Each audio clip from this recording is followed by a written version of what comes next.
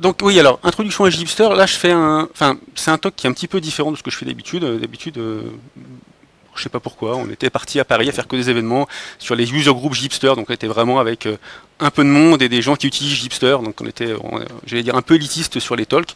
Et on s'est dit, enfin, je me suis dit, enfin, je sais pas, en y réfléchissant comme ça, c'est complètement bête. On fait jamais de talk pour des gens qui en ont jamais fait ou qui veulent découvrir. Donc c'était un petit peu l'idée d'aujourd'hui. Donc j'espère que ça vous va. J'espère que, enfin, je sais pas qui est-ce qui fait du Gipster ici. Ah oui, il y a un peu de monde quand même. D'accord. Ouais, enfin un peu de monde, il y a 5-6 personnes, on va dire. Sur, non, mais il y a 10%, on va dire, des gens. Je sais pas, même pas. Ah oui, après. Mais bon, là, voilà, on est plutôt sur voilà, la population qu'on avait visée, on va dire. Effectivement, une majorité de gens qui ne connaissent pas. Donc, c'est pas du tout le même talk ou discours que ce que je fais d'habitude. Donc, c'est un exercice un peu nouveau, mais en même temps, c'est très bien. D'ailleurs, on va le refaire chaque ça à Paris dans 2 semaines. C'est un truc que c'était bien. Là, pareil, il y a déjà 160 inscrits à Paris. Donc, en fait, on se rend compte qu'il y avait toute une demande pour ça et qu'on avait complètement zappé. Donc, voilà. Donc, petite introduction à Gipster. Déjà, je vais me présenter. Oui, alors je suis Julien Dubois, je suis directeur d'innovation chez Ypon Technologies. Donc, j'ai la pub ici. Ypon, juste pour info, on est 400 dans le monde. On est en France, donc à la maison mère c'est Paris. On a Bordeaux, Nantes, Lyon, Toulouse qui sont des agences existantes. On réfléchit à ouvrir Lille. Et on a aussi une particularité, on a pas mal d'agences à l'étranger. On est une soixantaine aux États-Unis, à Richmond, New York et Washington. On a ouvert Marrakech, Melbourne, Australie et Moscou en Russie. Donc c'est assez riche, c'est ça aussi qui est assez intéressant. Et c'est ça aussi qui aide un petit peu aussi Gipster, parce que j'ai des retours de plein de gens partout. Donc c'est assez, ça fait partie de je sais pas, la spécificité d'Ypon, et aussi ça aide pas mal sur Gipster, parce que du coup Gipster n'est pas un projet franco-français aussi. Je suis pas mal sur Twitter, en fait j'ai 2 comptes. Hein. Il y a @Julien Dubois, donc c'est moi, donc le vrai, et @JavaHipster, c'est pas moi, mais c'est moi derrière quand même. Donc suivant les contextes. Si vous pouvez parler de Java Hipster, vous tweetez arrobase. Alors c'est Java_hipster. Il y a un mec qui a @Gipster, mais ça fait 15 fois que je le contacte, je lui propose de l'argent, il me répond pas. Donc voilà, son compte est mort depuis plusieurs années, c'est con. Mais bon. Et donc si vous voulez me joindre personnellement, c'est Julien Dubois bien sûr. C'est juste pas le même thème, on va dire. Ensuite, donc qu'est-ce que c'est Gipster? Donc pour des gens qui, alors je l'ai fait aussi spécialement pour le Stijug. Hein.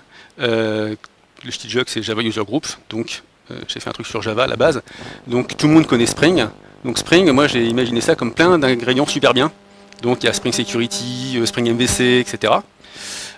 Spring Boot, c'est le même et tout pré-packagé, tout bien fait. Et Gipster, c'est le même, mais alors avec, on vous a rajouté la bière, la plage, etc. C'est à peu près ça. Plus précisément, je m'amuse bien. Plus précisément, Gipster, c'est quoi? C'est un générateur d'applications. Alors qu'on appelle full stack. Alors full stack, c'est un grand mot.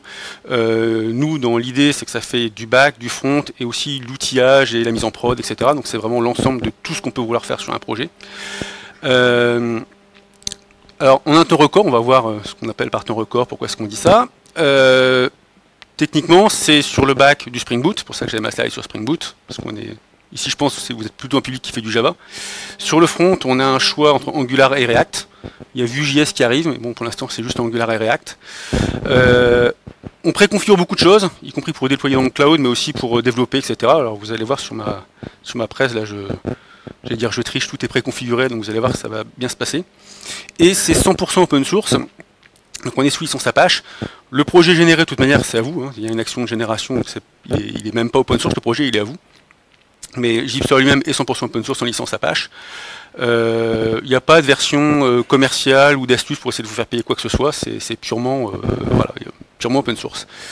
Ah oui, j'ai des fois la question là-dessus par rapport à Ypon. Donc, alors, moi, je travaille chez Ypon. J'ai fait le Gipster à la base à côté, comme ça. Puis, comme Gipster marchait bien, il a un peu bouffé tout mon travail. Ypon participe pas mal à Gipster parce que tous les ans j'ai des stagiaires, etc. Même j'embauche des gens qui font du Gipster, donc forcément, de fait, il y a des gens qui font du Gipster chez Ypon, juste de fait. Après, il y a une grande majorité de l'équipe de dev qui n'est pas d'Ypon, il y a des gens de partout. C'est une volonté, il y a une volonté d'ouverture. De manière générale, c'est un projet qui a toujours été très ouvert avec des gens de partout. Donc de boîtes différentes, de pays différents et de vraiment de partout. On a si vous voulez participer à Gipster, on a toujours besoin de monde, donc ça faut pas hésiter. Il y a plus de 500 contributeurs aujourd'hui, donc c'est pas très dur de contribuer.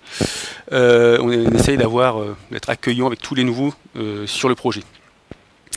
Le projet aujourd'hui, c'est 22 développeurs dans l'équipe Core. Dans l'équipe Core, c'est les gens qui ont le droit d'écriture. C'est le seul droit qu'ils ont plus par rapport aux autres. Mais eux-mêmes font tous des pull requests. Donc en fait, ils n'ont pas tellement plus de droits que les autres au final. Si ce n'est qu'ils peuvent les merger, quoi. Je suis le seul à mal coder, à aller direct sur le master souvent.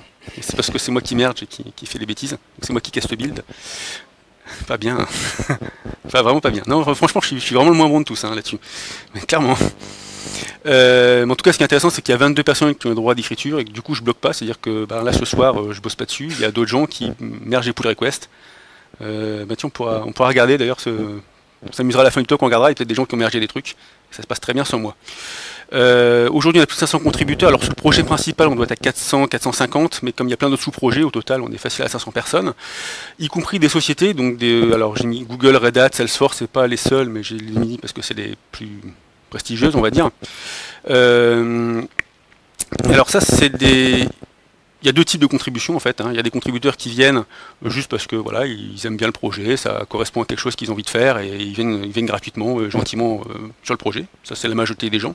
Et après il y a des entreprises, je vais prendre Salesforce, c'est eux qui font Heroku. Eux ça les intéresse aussi parce que comme après on va pouvoir déployer facilement sur Heroku, ça leur ramène du business. Donc ils sont contents de participer. Alors après ils sont très gentils, ils font pas de. Mais on a aussi de participation de sociétés qui ont un intérêt aussi à côté derrière. On est ravis de les avoir. D'ailleurs, sur ma démo, je déploierai sur Heroku parce que c'est plus facile. On supporte plein d'autres clouds, mais comme on fait une session plus simple, je prends le plus facile. Et vous allez voir, c'est vraiment tout bête. On est à plus de 11 000 étoiles sur GitHub. Alors aujourd'hui, je ne sais pas, ça va être à 11 500 environ. On a plus d'1 million d'installations. Alors ça, c'est un peu dur à compter. C'est clair qu'on a dépassé le million. Pour moi, on est vers les 2 millions, mais c'est difficile de compter. Parce qu'on fait des installations par NPM, mais il y a d'autres manières d'installer. Il y a des images Docker, etc. Donc tout compter, c'est très compliqué. Et il y a plein de conférences dans le monde. Alors oui, maintenant ça s'appelle Code One, donc c'est anciennement Java One à San Francisco. Là, il y a 2 sessions Gipster cette année. Donc je suis méga jaloux parce que j'ai toujours rêvé d'y aller. Il y a 2 confs sur mon sujet et c'est pas moi qui y vais. Non, je suis pas proposé. C'est les vacances, j'ai des enfants, donc voilà. Je suis jaloux quand même. Ça m'empêche pas d'être jaloux. Il y a aussi plusieurs livres. Ah oui, alors il y a un livre qui est fait par Matt Rayable qui est gratuit, donc ça c'est très bien. Et il y a un livre qui est fait par Deepoo, qui est mon co-lead sur Gipster, alors qui lui est payant, mais qui est beaucoup plus gros et beaucoup plus complet. Donc après, suivant les besoins, je vous conseille l'un ou l'autre. Prenez déjà celui qui est gratuit. Mais celui de Deepoo est vraiment très très bien. Voilà. Ensuite, sur l'utilisation de Gipster même, alors c'est toujours compliqué de savoir qui l'utilise. J'ai beaucoup la question là-dessus parce qu'on a beaucoup d'installations. On va dire il y a beaucoup d'installations, il y a beaucoup d'étoiles GitHub, il y a beaucoup de gens sur Twitter, mais qu'est-ce que ça fait vraiment dans la vraie vie? C'est compliqué. Alors on a fait une page, enfin j'ai fait une page sur les entreprises qui l'utilisent. Aujourd'hui on a plus de 250 entreprises listées, donc il y a du monde. Après dedans, alors il y en a que je connais très bien parce que c'est des clients Ypon, donc je sais très bien ce qu'ils font vu que je bosse avec eux. Et il y a aussi des gens que je connais pas du tout, qui me contactent, voilà, j'ai un mail, c'est salut, j'en fais, je suis content, est-ce que tu peux mettre mon logo? Donc je le fais, donc je mets le logo. Après, on sait pas forcément ce que font tous les gens. Je peux juste vous dire qu'il y a beaucoup d'entreprises. On voit aussi beaucoup d'offres d'emploi, si vous allez sur LinkedIn, tout ça, il y a plein d'offres d'emploi à Gipster, donc a priori ça marche bien. Pareil, je peux pas vous garantir, j'ai une offre d'emploi à Gipster, je suis comme vous là-dessus. Je sais pas ce qu'ils font avec. Je voyais ce week-end, il y a Bosch qui en fait, apparemment il y a Bosch qui recrute plein de gens en Allemagne pour faire du Gipster. Apparemment ça va être des camions qui roulent tout seuls là. Mais après, je sais pas trop. En tout cas, on a beaucoup de gens qui l'utilisent, ça c'est sûr. Pourquoi est-ce que ces gens-là le font? Quels sont les gains que les entreprises attendent ou que les développeurs attendent? Ce qu'on essaie de faire, c'est avoir un projet donc, qui vous aide donc, à tous les niveaux de votre développement. C'est pour ça moi, dans Full Stack, j'entends pas que les technos, j'attends aussi les étapes du cycle de développement. Donc on a plusieurs études indépendantes. Alors ça c'est marrant, c'est que des gens qu'on connaît pas. Donc il y a eu 3 études faites de gens qu'on connaissait pas. Et les 3 fois, ils ont dit 6 semaines de démarrage, de gagner au démarrage du projet. Alors 6 semaines, ça dépend de ce que vous faites. Donc dedans, il y avait HCL, c'est une énorme boîte en Inde. Je suppose que eux, c'est des gros projets. Après, il y avait des startups. Donc une startup en Suède qui a fait ça pareil. Donc c'est pas le même type de projet. Ils arrivent tous à 6 semaines. Je sais pas si la métrique est bonne, mais en tout cas, vous gagnez du temps au démarrage du projet, ça c'est sûr. Et c'est la partie qui est la plus évidente. C'est ce qu'on va voir. Je vais générer mon projet, ça va aller vite.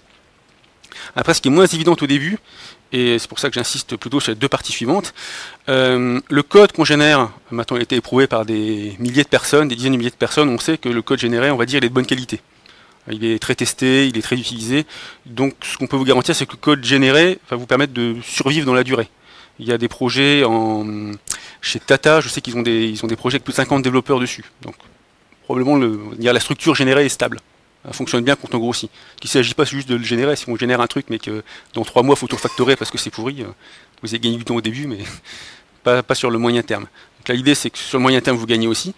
Et enfin, le run, donc pour la prod, donc on supporte tous les gros fournisseurs de cloud.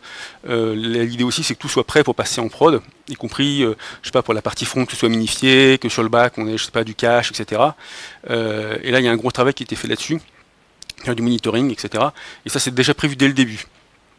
Et ça, pareil, on ne le voit pas généralement tant qu'on n'est pas parti en prod. Mais voilà, vous verrez la différence quand vous partez en prod parce qu'on a prévu le coup pour vous. La stack technique de JHipster en détail, parce que je parle beaucoup de techno, mais il faut un petit peu voir ce qu'il y a sous le capot. Donc sur le front, alors on a un front soit Angular, soit React qui est normalement entièrement similaire. En termes de, enfin, c'est même tellement similaire qu'en termes d'outillage de test, donc on est avec du Protractor pour tester, donc on génère aussi des tests Protractor. Alors aujourd'hui il y a des différences entre Angular et React, mais là l'idée c'est qu'on ait carrément le même jeu de test pour les deux, à terme, donc que ce soit vraiment exactement pareil. Pour dire, ça c'est aussi l'un des intérêts de JHipster par rapport à d'autres outils. J'ai beaucoup d'entreprises qui viennent et qui me disent, moi ce que j'aime bien c'est que j'ai 3 équipes. Alors, il me disait pas ça pour le front, il me disait plutôt ça sur le back. Sur le back, j'ai 3 équipes, il y en a une qui fait du Mongo, une qui fait du PostgreSQL, la troisième qui fait je ne sais quoi, du Cassandra. Ce que j'aime bien avec JHipster, c'est que mes 3 équipes ont un modèle de développement qui est similaire. C'est-à-dire qu'on va avoir les mêmes packages, fait pareil, les mêmes Goal Maven qui se ressemblent. Ça va être assez proche, ce qui fait que les gens ils peuvent passer d'une équipe à l'autre de manière aisée. Alors que sinon, quand vous passez d'un projet à l'autre, surtout si ce n'est pas les mêmes technos, ben, ça se passe pas bien. Sur le front, on a pareil. Entre Angular et React, on a un build Webpack qui est très similaire, on a des tests qui sont très similaires, on est en TypeScript, ce qui fait que si dans votre entreprise, il y a des projets en Angular et en React, l'idée c'est qu'il y ait des choses assez similaires et qu'on puisse passer d'un projet à l'autre assez facilement. Donc sur le front, donc les trucs importants c'est Angular et React, on a évidemment, on va dire, je sais pas, j'allais dire la liste classique des technologies habituellement utilisées. On va pas trop loin dans ce qu'on propose, c'est-à-dire qu'on va proposer du Twitter Bootstrap, mais pas des composants Angular ultra compliqués, je sais pas quoi, pour faire des graphiques. Ça c'est à vous de le rajouter derrière. Hein. On vous fait un projet complet, mais pas non plus trop chargé. Il y a beaucoup de discussions en ce moment, typiquement sur le moment de JS, parce qu'on veut un truc. On considère que pour avoir un projet complet, il faut quelque chose pour gérer les dates. Si vous n'avez pas les dates, probablement vous aurez besoin de quelque chose pour gérer les dates dans votre projet. Par contre, Moment.js c'est super gros, donc est-ce que c'est une bonne chose de l'avoir mis? Peut-être pas. Mais voilà, on est sur ce genre de choses. C'est-à-dire qu'on va vous faire un boilerplate complet pour un projet normal, mais pas non plus un projet qui fait tout, parce que ça rajoute trop gros. Sur la partie back-end, donc on a du Spring et ses amis, donc c'est Spring Boot, Spring Security, Spring Data, on est beaucoup branché Spring Data. Du cache avec, alors c'est les principaux, c'est EHCache, Hazelcast, il y en a d'autres. Et aussi un gros travail sur la métrologie, donc ça c'est pour le monitoring, ça c'est plus pour la prod. Après on a beaucoup de gens en dev qui sont contents de les avoir. Aujourd'hui on est avec Dropwizard Metrics, je ne sais pas si vous avez suivi les nouveautés sur Spring Boot 2, ils ont quelque chose de nouveau qui s'appelle Micrometer. Il y a du vent. Et je bouge le... Ah, c'est la clim. Ah oui, là... Ah, c'est la clim qui envoie du vent sur le micro. Bon, on peut rien faire. Donc on va passer sur Micrometer quand ça sera prêt. On a fait un sondage il n'y a pas longtemps, les gens n'avaient pas l'air follement emballés par Micrometer. Donc voilà, on va le faire d'ici 6 mois, je pense. En termes d'outillage, c'est beaucoup plus varié, parce que l'outillage, ça regroupe beaucoup de choses. On a de l'outillage de build, bien sûr, Maven, Gradle. Alors pareil, on a les mêmes goals, Maven et Gradle. Vintage, Gradle et Goal Maven. Ça, c'est pour le Java. Sur le JavaScript, on est sur Webpack et BrowserSync, et d'autres. Hein. Là, je vous fais les gros thèmes. Pour le test, alors on a un paquet de choses sur le test. Sur le test, ce qu'on propose, en fait, c'est à 2 niveaux. On propose des tests qui sont, on va dire, par défaut, qui sont obligatoires, tout ce qui est JUnit ou pour le Java ou Jest pour le TypeScript. Cela on vous les donne de manière obligatoire pour deux raisons. Déjà, on pense que c'est une bonne idée d'avoir des projets avec des tests, donc on vous les donne. Alors si vous les aimez pas, ça s'efface, hein, vous effacez le répertoire, vous n'avez plus de tests. Hein. Mais on trouve que c'est une bonne chose. Et puis la deuxième chose, c'est que quand on génère un projet, on aime bien passer les tests après la génération. Alors, normalement, il n'y a pas de risque, mais c'est toujours mieux de passer les tests. Vous voyez, je vous générer, vous passez les tests. Si les tests passent, on est à peu près tranquille que tout est bien sécurisé. Donc ça nous plaît bien d'avoir les tests unitaires par défaut. Par contre, les tests plus avancés comme Gatling ou Protractor, ils sont optionnels. Donc vous verrez, dans le générateur, il y a des options. Et si vous voulez des tests de Perfect Gatling, ben, vous cliquez et vous l'avez. On se trouve très bien, évidemment, d'avoir Gatling ou Protractor. Moi, je les prends généralement. Après, il ne faut pas non plus partir dans les délires, parce que c'est JUnit, Gatling, Jest, Protractor, au bout d'un moment, vous passez plus de temps à faire des tests qu'à coder. Donc voilà, c'est un choix. Et pour l'outillage de prod, dev prod, parce que Docker pour moi c'est aussi du dev. Alors on a un gros travail sur Docker, hein, forcément, sur tout ce qui est. Alors déjà environnement de dev, on est à fond sur Docker. C'est-à-dire on sous-entend que vous êtes sur Docker, on essaye de ne pas le forcer tant qu'on peut l'éviter. Si je prends comme exemple, tiens, Elasticsearch, parce que c'est juste avant dans la slide. Elasticsearch aujourd'hui, si vous voulez l'utiliser, normalement on vous force à avoir une image Docker. Donc nous on a fait on utilise on va dire une petite techno pour essayer d'avoir un Elasticsearch embarqué, pour vous éviter d'installer Docker, et donc avoir un Elasticsearch embarqué dans votre appli, parce que comme ça vous pouvez bosser sans Elasticsearch. Pareil, pour la base de données, on va proposer H2 pour avoir une base de données embarquée et vous éviter d'installer MySQL via Docker. Donc ça c'est pour les gens, on va dire, qui veulent vraiment rien installer. Après les gens qui bossent, j'allais dire vraiment, moi ce que je fais, je suis avec Docker et j'installe tout via Docker. Hein.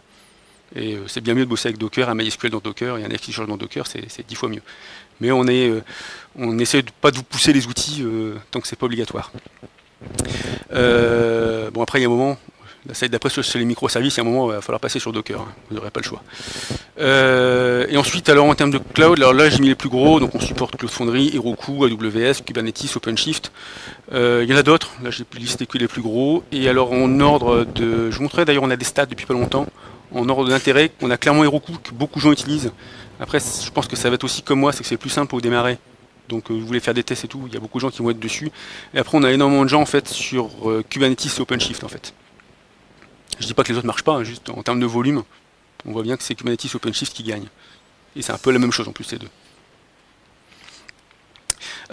Donc ça c'est la stack technique de base. Et en fait ce qu'on vous propose dans Gipster, dans les différentes options, c'est d'avoir plusieurs types d'applications. Alors ça c'est quelque chose que normalement on ne verra pas aujourd'hui, je fais juste la slide d'introduction. En fait, l'une des premières questions que vous vous posez, c'est que vous voulez créer un monolithe, donc une appli, j'allais dire classique, ou des microservices. Et même d'ailleurs maintenant d'autres, on va voir après, il y aura encore d'autres types d'applis qui vont arriver. Donc on a un support complet des microservices dans Gipster, et en fait ce qui se passe en réalité, c'est qu'au lieu de vous créer une application où il y a le back et le front mélangés au même endroit, en fait on l'éclate. Et donc vous avez plusieurs backs et un ou plusieurs fronts. Donc là j'ai mis un exemple totalement arbitraire, avec un Gipster, on va dire back qui tape sur MongoDB, un autre qui tape sur un PostgreSQL, et il y avait un front Angular qui, on va dire, réunit les deux.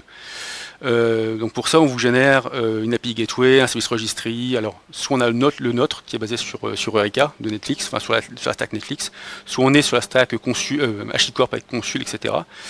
On vous gère aussi la sécurité avec soit OAuth2, soit JWT. On vous gère le monitoring avec Elasticsearch, Prometheus et d'autres. Ça, on peut vous générer l'ensemble, un petit peu comme je vais faire tout à l'heure pour un monolithe. Simplement là, c'est N applications avec en plus des tonnes de services autour, de bases de données, de registry, etc. C'est beaucoup plus compliqué. Après, dans ce que nous on fait, vous en tant qu'utilisateur, c'est les mêmes outils de la même manière, donc c'est pas très compliqué finalement en tant qu'utilisateur. On va juste pas le faire aujourd'hui parce que si on commence à partir là-dedans, on en a pour toute la nuit. Mais je dis juste que c'est possible. Et aussi juste pour aussi lancer l'avenir sur Gipster. Donc là aujourd'hui il y a 4 types d'applications. Donc il y a les monolithes, les microservices, les gateways, donc ça se met devant le microservice. On a un truc un peu spécial qui s'appelle UAA, c'est pour de la sécurité, c'est un serveur OAuth2. Bon. Ça c'est ce qu'aujourd'hui on propose en version expérimentale de Gipster. On a aussi des microservices réactifs. Donc avec Spring Boot 2, vous savez, il y a tout ce qui est réactif, donc on a des microservices réactifs. Si vous faites du Gipster, il faut lancer Gipster avec moins expérimental, puis vous avez des questions en plus qui apparaissent, des options en plus qui apparaissent. Et vous pouvez avoir des microservices réactifs, donc au lieu d'avoir votre Spring Boot là, qui tape dans MongoDB, enfin d'avoir un Spring Boot classique synchrone, il devient asynchrone, et ça vous pose plein de problèmes, parce que votre Angular, au lieu d'avoir un API REST qui lui envoie un tableau d'objets, c'est des événements, et ça vous pose plein de problèmes partout, mais au moins vous êtes réactif. C'était quoi la blague? Ah oui, c'est grâce à MongoDB vous allez perdre vos données, mais maintenant ça sera réactif. Vous les perdrez aussi, mais réactivement. Bon, en tout cas, voilà, il y a tout un travail là-dessus qu'on verra pas aujourd'hui parce que je pense qu'on va tout faire. Après, si vous avez des questions, si vous voulez discuter après, on pourra le faire. Je vous propose de passer direct à la démo, sauf si vous avez des questions. Parce que j'aime bien faire des démos en fait. Non, pas de questions. Tellement clair. Méfiez-vous parce qu'après il y aura une question là pour gagner la licence. Et j'ai fait exprès de dire un truc. Et ce sera la question. Pour ceux qui ont écouté. Je m'amuse bien. Non, on va peut-être changer. Peut-être on va changer d'avis, on trouvera une autre question. Donc alors, il y a plusieurs manières d'installer Gipster. Alors la manière classique normalement, c'est d'être en ligne de commande. Donc vous êtes là et puis vous allez dans je sais pas où Workspace et vous tapez Gipster et ça va lancer Gipster. Ah vous voyez, ah mince, pardon, excusez-moi. Et ouais, ça marche. Non, je vais changer le display. Je vais essayer de partager l'écran. Hop. Ça va bien vous bouger les vidéos, ça, à mon avis. Non? Ah non. Ah, vous avez trop les moyens. Du coup, ça... Bah, ouais, attendez. On va faire une nouvelle. Ah. Oh. Par contre, ça me bousille mon Mac. Non, voilà. Non. Normalement, non.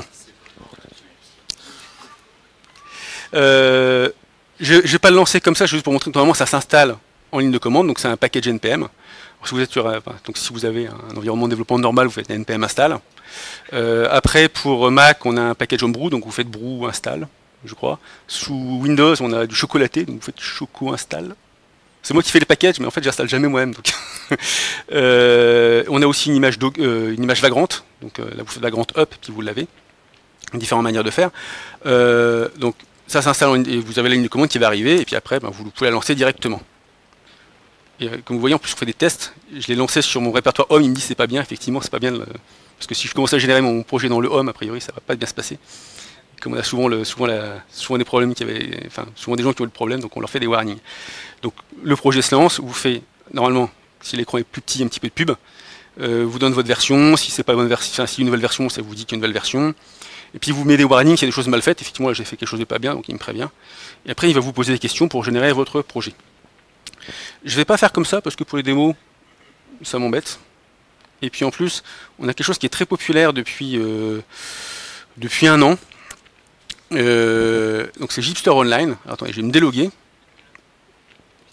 Donc en fait, c'est le même truc mais en ligne. Avec alors d'un côté un peu moins d'options, d'un autre côté, comme c'est en ligne. Au lieu d'être en ligne de commande, apparemment beaucoup de gens préfèrent. Ah oui, attendez, je vais vous montrer, on a des stats. On est aujourd'hui à 17 000 personnes qui sont enregistrées. Donc, je sais pas, apparemment les gens adorent. Donc, voilà. Donc, pour ça que je vous conseille ça pour les gens qui débutent sur Gipster, parce que je vois que c'est ce que font plutôt les gens aujourd'hui. Très honnêtement, moi, j'ai pas de préférence. Hein.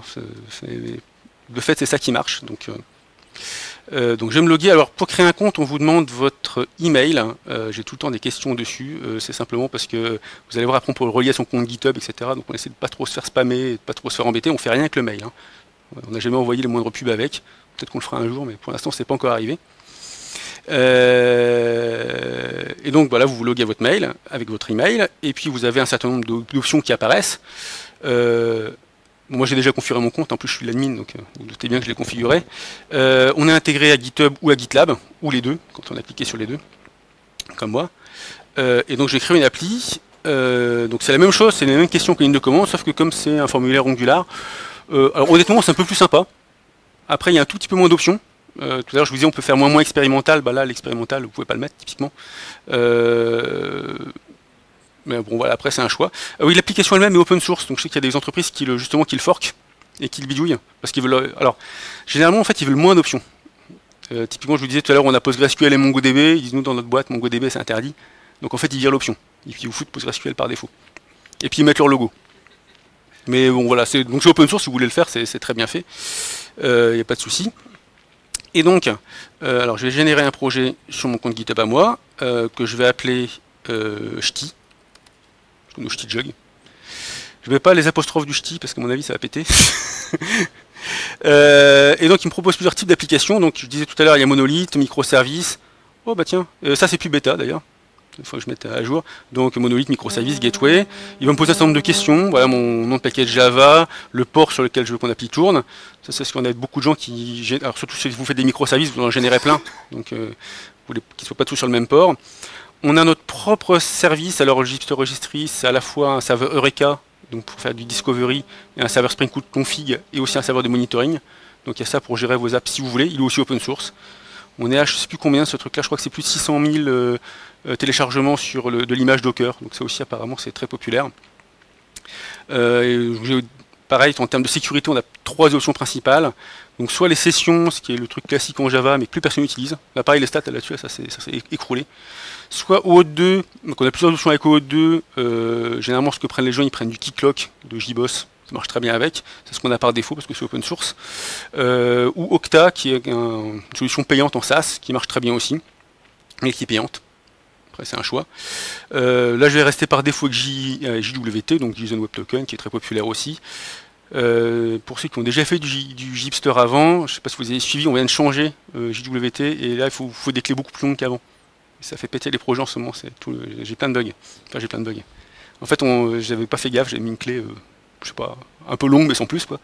Et on s'est pris une nouvelle version de la librairie qui fait JWT, enfin on a discuté avec eux, etc. Donc ils nous conseillent une clé qui fait 512 bits je crois. Et pour que ce soit bien aléatoire, que ce soit encodé en bas 64, enfin il y a tout un paquet de trucs. Donc ils ont raison, on les a suivis. Mais du coup les gens qui ont la clé d'avant, bah elle passe plus. Elle est trop simple, donc le truc les refuse.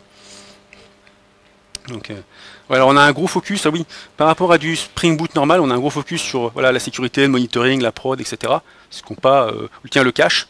Si vous avez Spring Boot par défaut, il ne supporte pas le cache du niveau 2 d'Hibernate. Alors quand je dis qu'il ne supporte pas, ils ne font rien de spécifique.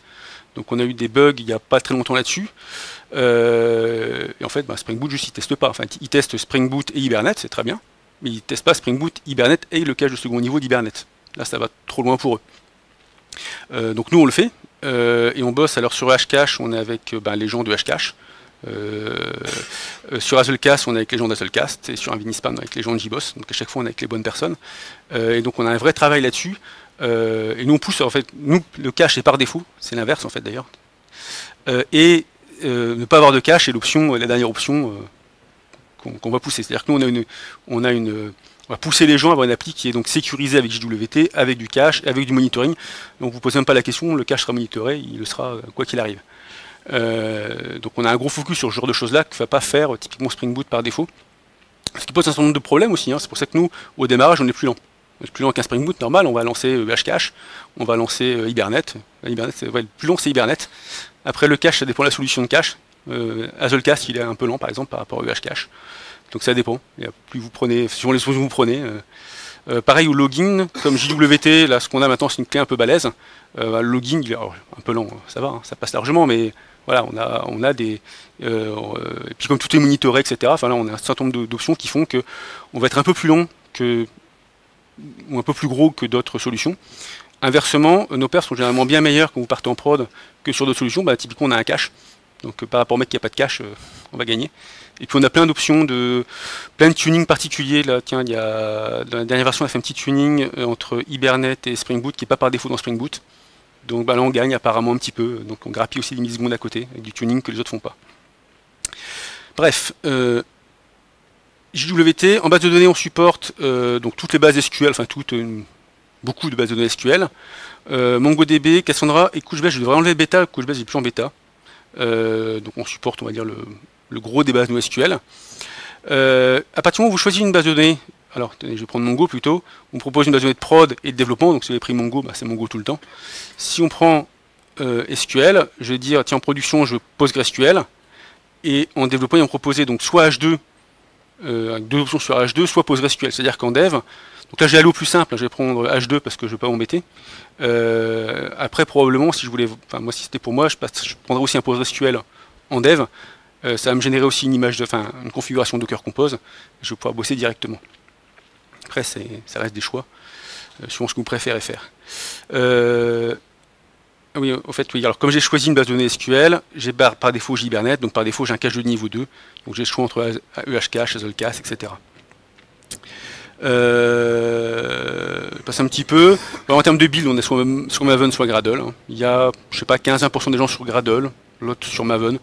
Sur ce qu'on fait, ça change pas grand-chose. Donc après, ça dépend des goûts de chacun. On a un certain nombre d'autres technologies qu'on peut rajouter là de manière transverse, typiquement Elasticsearch. Alors là, les questions d'avant étaient des questions plutôt sur le back. Là, on commence à être sur les questions qui arrivent sur le front. En fait, Elasticsearch, c'est un mix. Parce que Elasticsearch, vous avez à la fois du back, donc on va vous générer donc, un fichier Docker Compose pour Elasticsearch, on va vous générer le code Java pour taper dans Elasticsearch, on va vous générer les tests Unit pour pour vérifier que le code Elasticsearch fonctionne bien. Mais on va aussi vous générer un front. Si vous avez choisi Angular, vous aurez un petit moteur de recherche qui va apparaître. Donc ça vous génère aussi du front. C'est des options un peu transverses qu'on a mis au milieu. Et après, donc on passe sur les options front, donc soit Angular, soit React. Bientôt vu, j'espère. Tiens, ça c'est quelque chose qui va changer. Donc pour ceux qui ont un peu fait de Gipster avant, je ne sais pas si vous connaissez SAS, donc c'est un préprocesseur de CSS qui est très bien. On galère avec depuis longtemps. Parce qu'avant on avait la version d'origine qui était en Ruby, donc c'était super lent. On est parti sur une version maintenant qui est codée sur du C++ ou je sais plus, je sais même plus en quoi c'est codé. Donc c'est, en tout cas il y a des binaires dedans. Il y a des binaires dedans. Donc c'est beaucoup plus rapide, mais c'est chiant à installer parce que vous avez les binaires à télécharger à chaque fois. Parce que NPM ne peut pas les cacher du coup. Et là on passe, il y a une nouvelle version qui est codée en JavaScript. On va passer là-dessus. Donc du coup ça nous résout tous les problèmes. Donc probablement il n'y aura bientôt plus la question parce que vous aurez juste ça par défaut.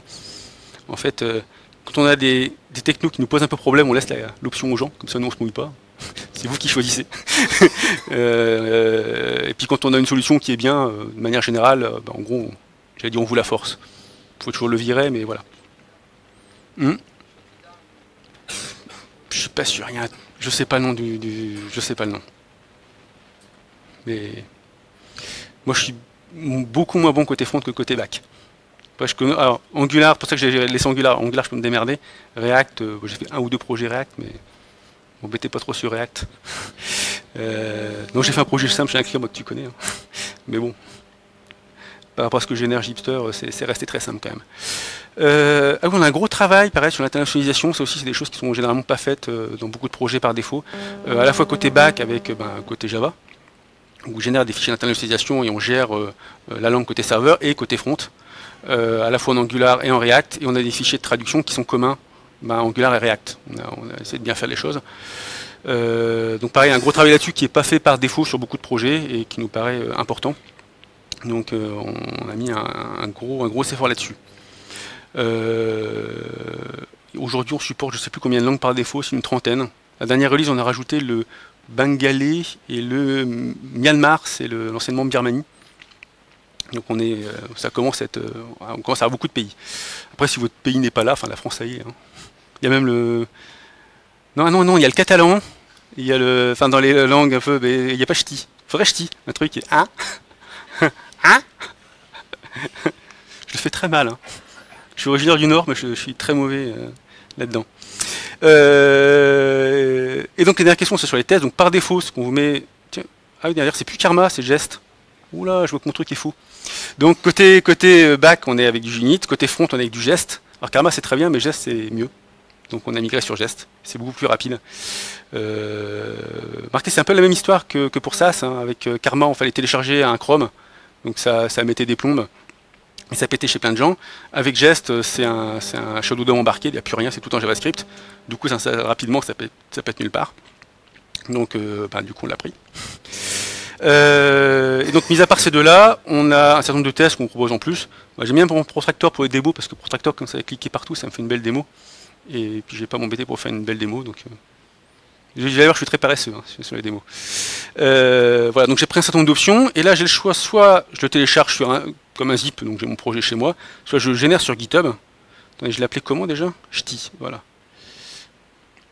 Donc là, je vais direct sur GitHub. Il va me générer ça sur mon compte GitHub. Comme ça, si vous allez sur GitHub là, vous pouvez voir le projet en live qui est fait.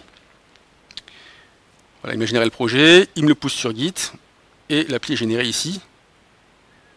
Hop, mon projet est tout fait. Donc ça, ah oui, pareil, on le voit sur GitHub, il y a plein de gens qui le font parce qu'on voit les dépendances sur GitHub. On a 17 000 ou 10 000 projets Gipster sur GitHub. Donc ça aide à en faire plein. Donc, après, oui, alors c'est que du GitHub public. Après, si vous voulez faire des choses plus spécifiques, ben, faut forquer Gipster Online. On peut très bien le faire en privé, hein, c'est aucun problème, c'est la même API, tout est pareil. Simplement, j'aime pas trop faire des trucs sur les repos privés des gens en ayant les accès sur un truc open source comme ça. Donc, c'est juste moi qui suis un peu frileux. Mais c'est absolument pas un problème technique. Donc, mon projet a été généré sur GitHub. Je vais le cloner, ça va être le plus simple. Oui, ben, clone-le moi, ben là, voilà. Hop. Et puis on va l'ouvrir. Du coup, je ne sais même pas où je l'ai mis mon projet. Bon, c'est très bien.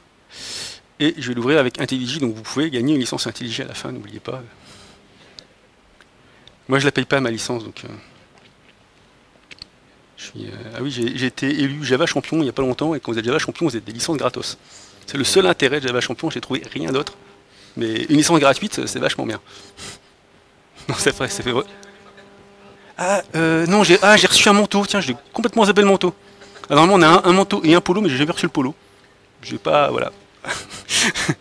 Ouais, c'était l'occasion plus pour crâner. Bah, tu vois, je sais même pas ce que j'en ai foutu.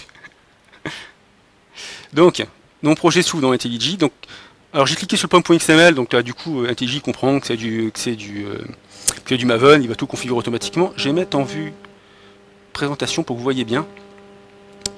Et ah, super. Donc normalement il a compris que c'était un projet Java, voilà. Attendez, hop. Voilà. Donc là j'ai Maven qui est configuré. Il a déjà vu que c'était un projet, etc. Ça c'est pas un souci.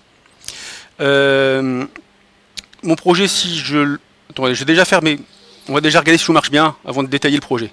Donc mon projet, donc j'ai un projet Java et j'ai aussi un projet. C'est un peu tronqué. Ah mince. Ah. Bah sinon, attendez, on va faire autrement. Non, je vais mettre comme ça. Parce que le mot de présentation d'IntelliJ est un peu bizarre par contre. Je ne devrais pas dire du mal du sponsor. Parce que là, je suis en mode présentation, mais je suis quand même dans une fenêtre. Bon.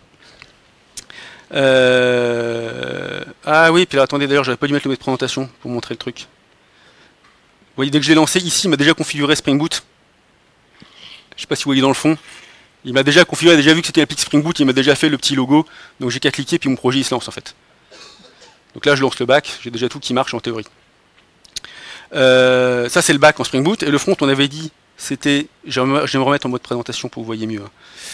Vue. Ah, puis il l'a remis comme ça, d'accord. C'est vraiment pas très très sympa. Ça c'était mon back qui était donc en Spring Boot. Et mon front, c'est du Node. Donc j'ai mon package.json qui est ici, et pareil, IntelliJ le comprend, il me dit run npm install, ça va m'installer mon front et je vais pouvoir le lancer. Ah non, npm, ça va. Il s'est amélioré. Non, je dis pour la vidéo, on me demande combien de temps. Non, en fait, il y a un cache, etc. Simplement, npm recopie tout. Donc là, il me copie 1,5 giga de bazar. Alors que Maven est plus malin, lui, il pointe vers le cache. Bon, après... mon appli est démarré, donc pendant ce temps-là, on va aller voir l'appli. Si mon Mac veut bien... Qu'est-ce qui se passe? Ah oui, attendez. J'ai un truc qui me fait ramer. Donc là, je devrais pas dire de mal d'IntelliJ. En fait, IntelliJ, quand il voit notre module arriver, il essaye de l'indexer. Et ça fait ramer. Donc je lui dis, tu me l'exclus, comme ça tu ne l'indexes plus. Puis ça va plus ramer. Ouais, je sais pas pourquoi. Parce qu'en fait, IntelliJ, il voit les fichiers JavaScript qui arrivent, donc il essaie de l'indexer, puis après il voit que c'est un autre module, du coup après il le vire. Mais il a déjà indexé avant, enfin c'est un truc un peu mal foutu. Donc mon appli a été démarré, mais là j'avais que le back au début, donc si je clique, alors j'ai une page vide, si je... Vous allez voir, ça va bientôt plus être vide. Ah, si je vais sur /API, on voit qu'il y a quelque chose. Alors ça fait partie des petites choses qu'on rajoute d'ailleurs par rapport à du Spring Boot. Ça c'est quelque chose qui s'appelle c'est une librairie faite par Zalando pour gérer les erreurs sur les applis Spring Boot. Et donc on voit qu'on a un formalisme JSON, alors c'est une RFC derrière, hein, qui nous dit voilà, voilà le type d'erreur, c'est unauthorized, statut 401, avec un petit message de détail, etc. Donc ça c'est une spec qu'on met, et on implémente déjà, je ne sais pas combien de messages d'erreur déjà tout fait, mais alors, parce que votre application, au lieu d'avoir, vous savez, si vous êtes sur une Spring Boot normale, c'est white label, error page, et puis vous ne savez pas ce qui se passe. Là, vous avez un truc précis, et vous pouvez vous-même customiser. Alors d'ailleurs, par défaut, on a mis une page d'erreur JIPster, parce qu'on ne sait pas la page d'erreur que vous avez, et puis si vous cliquez, on vous dit comment il la customiser. Donc tout est fait pour que vous puissiez bosser. Donc on voit que mon back a l'air de tourner, et mon front, je vais le lancer. Je vais faire un show npm script. Hop, on va lui dire start. Et il va me lancer mon front. Bon, alors c'est du Webpack. C'est relativement rapide. Ça dépend de pas mal de cas de figure. Et ce qui va se passer là, donc je suis à la fois Spring Boot sur le back. Donc Spring Boot, vous savez, dès que je compile, ça va redémarrer à chaud. Et j'ai Webpack plus du browser sync sur le front. Ce qui fait que le front doit se mettre aussi à jour à chaud. Donc en fait, j'ai le back et le front qui se mettent à jour à chaud tout le temps. Donc en fait, les petites opérations que j'ai là, généralement, moi, je les fais qu'une fois. Et puis après, ça tourne tout le temps. Donc ça m'a fait une appli par défaut. Donc je vais me loguer. Alors on est à des comptes par défaut, hein, admin et user. On est ultra original. Et mon application par défaut, donc, alors qu'est-ce qu'elle a, bon, elle est réactive, voilà, avec du Twitter Bootstrap. Il y a un certain nombre d'écrans. Donc on regardera un peu le code après, mais par défaut, l'application, elle a que deux choses principales. On a tout ce qui est sécurité. Donc vous avez vu, j'ai dû me loguer. J'ai un truc pour gérer mon compte, changer le mot de passe, sign out. On considère que une application normale, vous allez vouloir vous loguer, vous déloguer. Vous voudrez avoir des pages d'erreur, des 404, des 401 comme j'ai dit tout à l'heure, etc. Donc ça, on vous génère par défaut. Et on vous génère aussi un certain nombre d'écrans d'admin. Ça, c'est la deuxième chose qu'on vous génère, c'est des écrans de gestion qui sont soit basés sur ce que offre Spring Boot pour du monitoring. Donc si je vais sur Else, c'est le endpoint Spring Boot. Donc là, il n'y a pas grand-chose. Il y a la base de données. Bon, c'est du H2. Bon. Et puis des choses que nous-mêmes, on a rajoutées.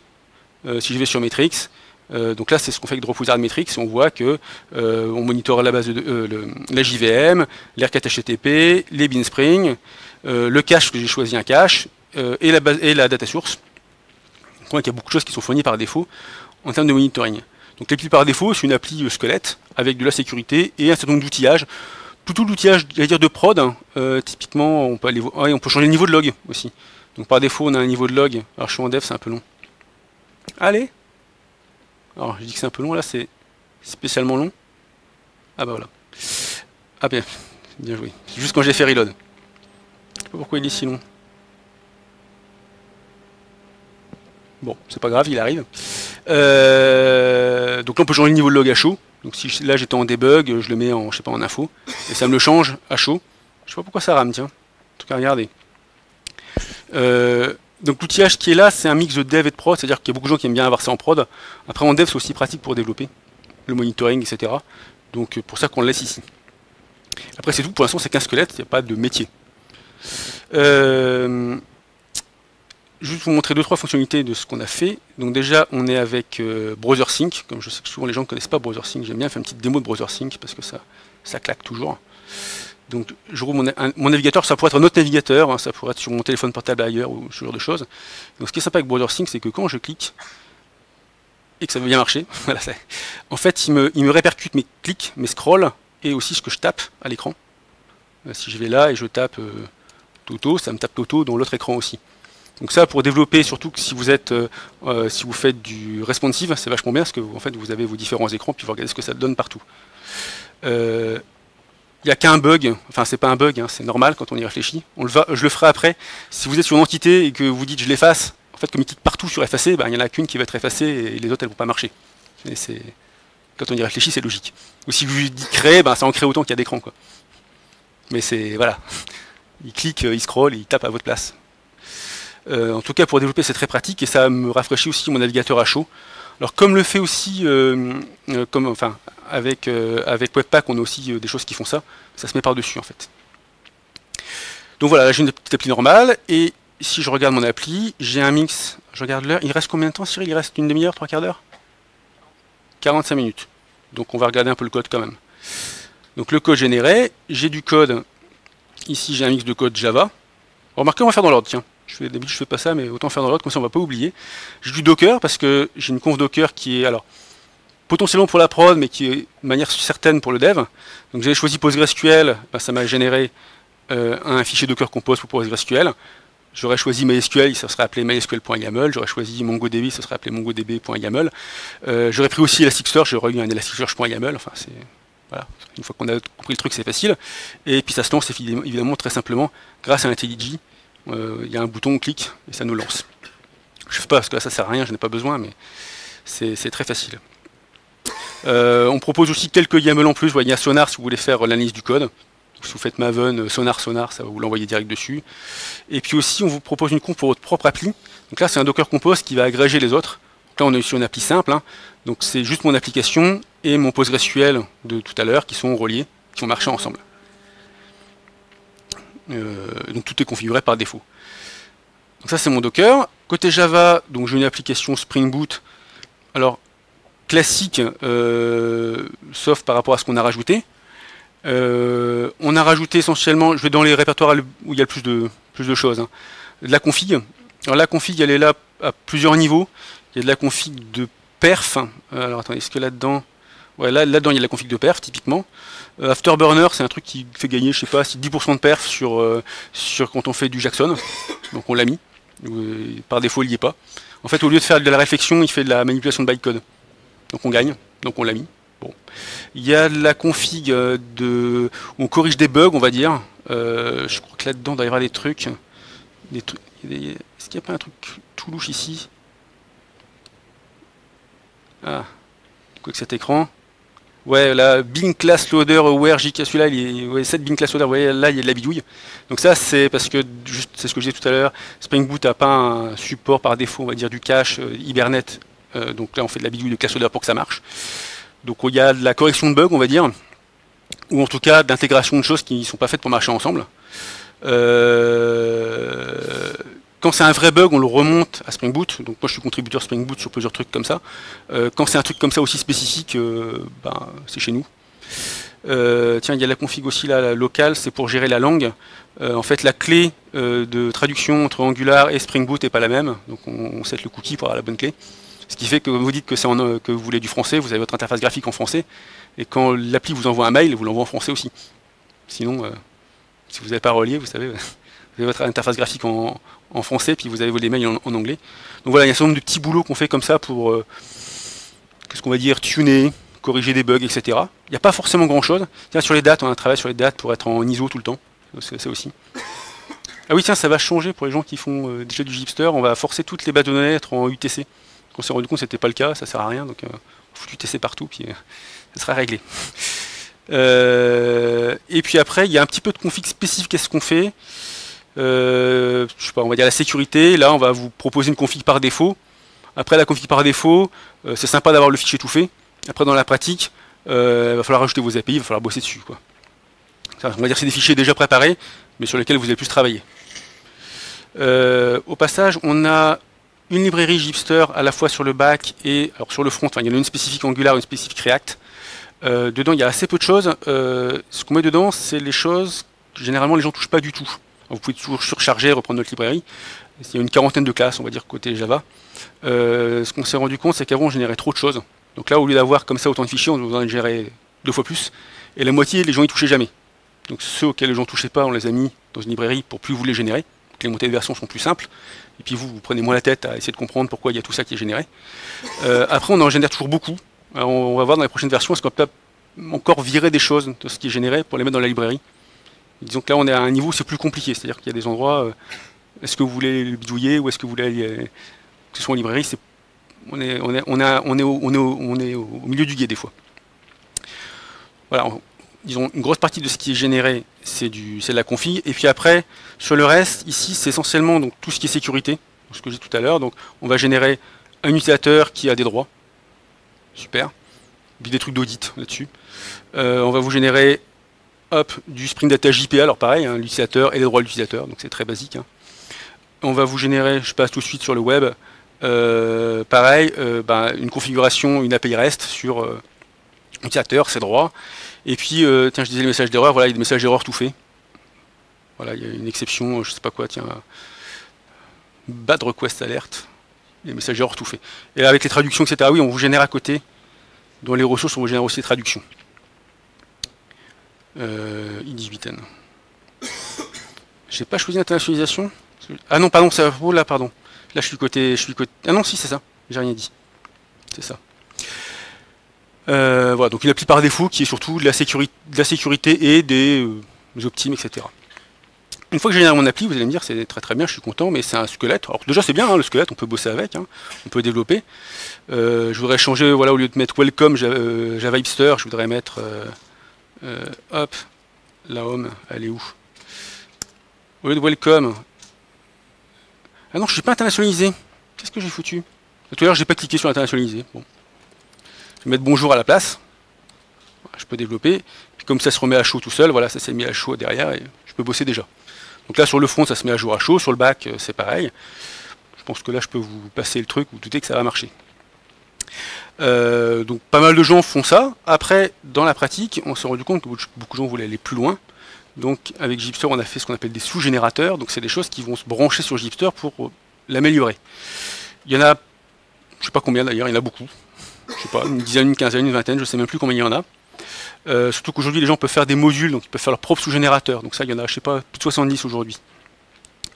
Attendez, on va pas faire comme ça. On va ouvrir, avec ça normalement on peut ouvrir terminal, voilà.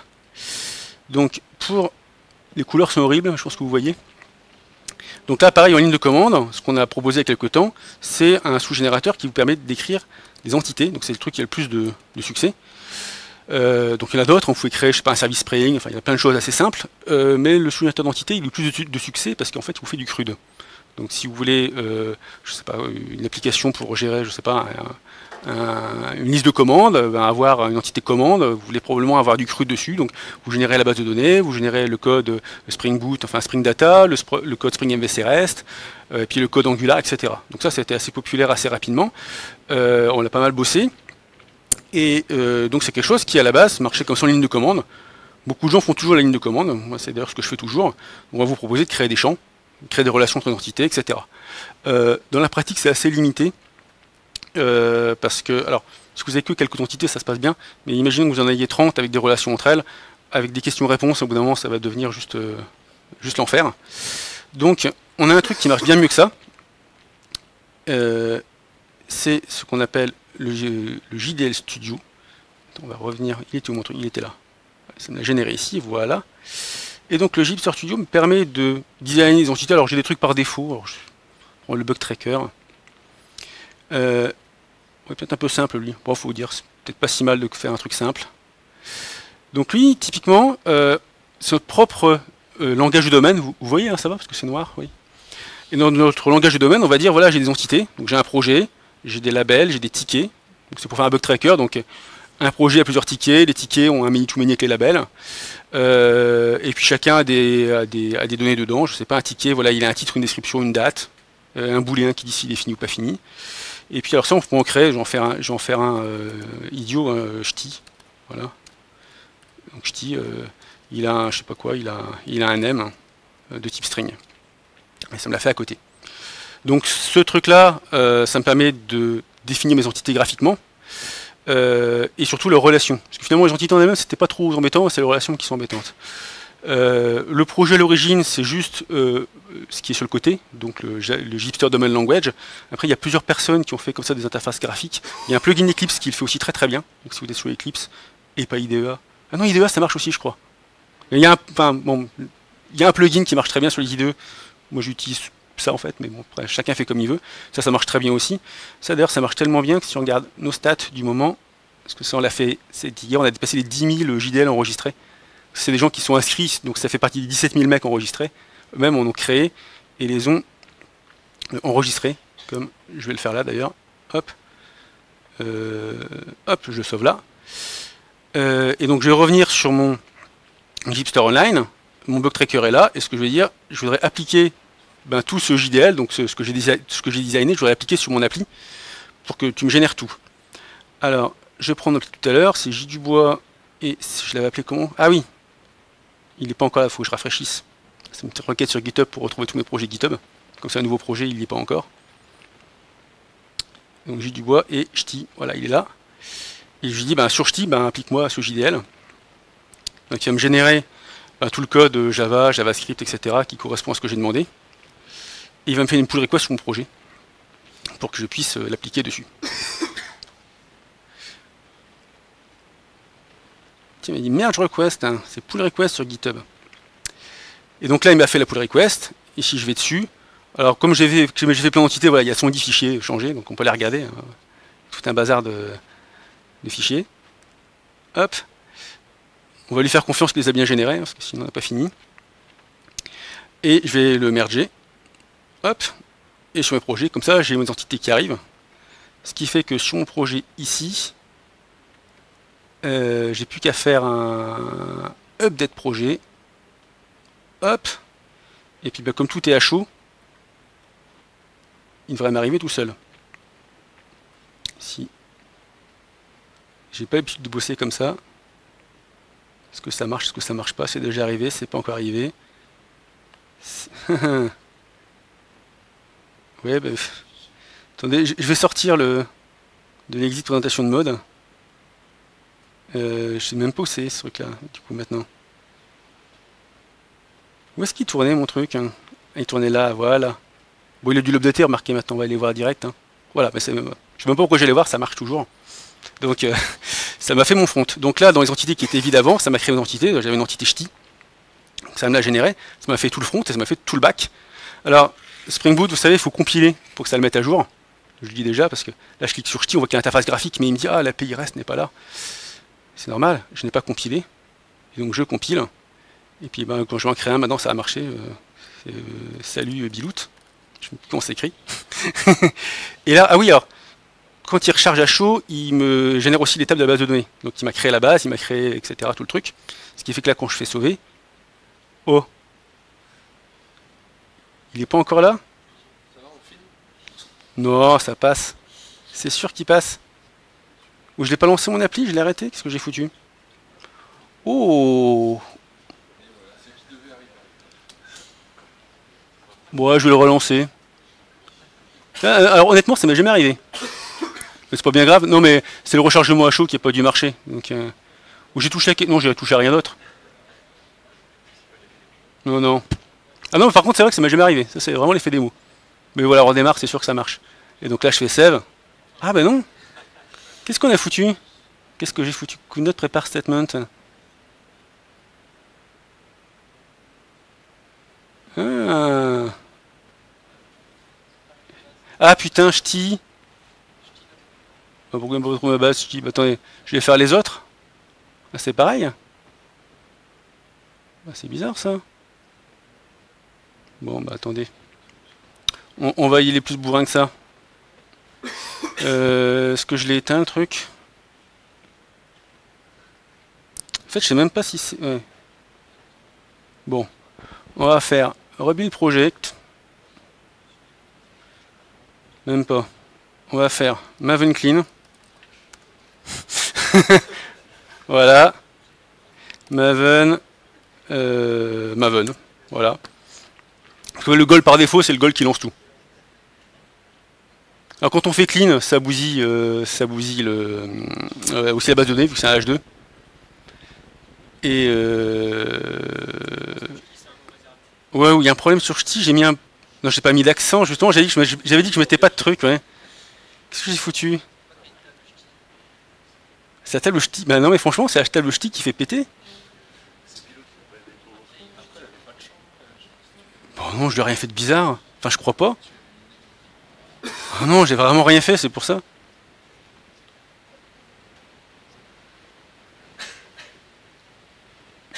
Oui, alors là, il n'a pas été content parce que comme j'ai fait un clean, il m'a aussi nettoyé le front. Ah putain, oui, le front il tourne à côté. Ouh là là. C'est un peu violent. Je vais killer le front, ça sert à rien. Voilà. Peut-être pas tout. Voilà. Donc là, il a démarré. Oh, c'est un peu violent. Non, honnêtement, c'est la première fois. Hop. On va revenir sur notre appli. En plus, c'est super lent. Ah voilà.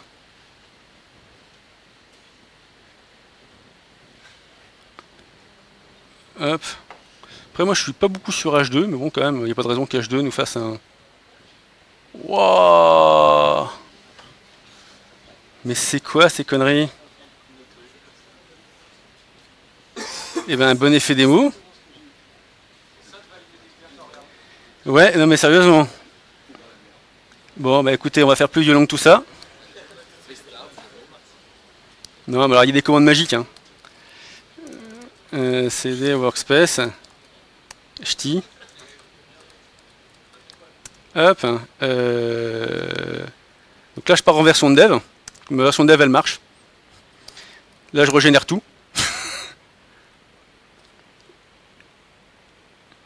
Enfin je vais avoir une version pourrie quelque part. Je sais pas qui m'a dit, c'est ça de valider les PR sans regarder, c'est probablement ce qui s'est passé. Et donc les m'a tout régénéré. Je vais regarder ce qui s'est passé, il y a dû avoir, je sais pas ce qui s'est passé, franchement là. Parce que là, en fait, si tu peux tout régénérer, y compris le back, le front, etc., Oui. c'est parce que tu as un métamodèle ailleurs. Ah oui, alors pourquoi je peux tout régénérer? En fait, il m'a généré un certain nombre de fichiers de config Gipster qui fait qu'il sait ce qu'il a généré.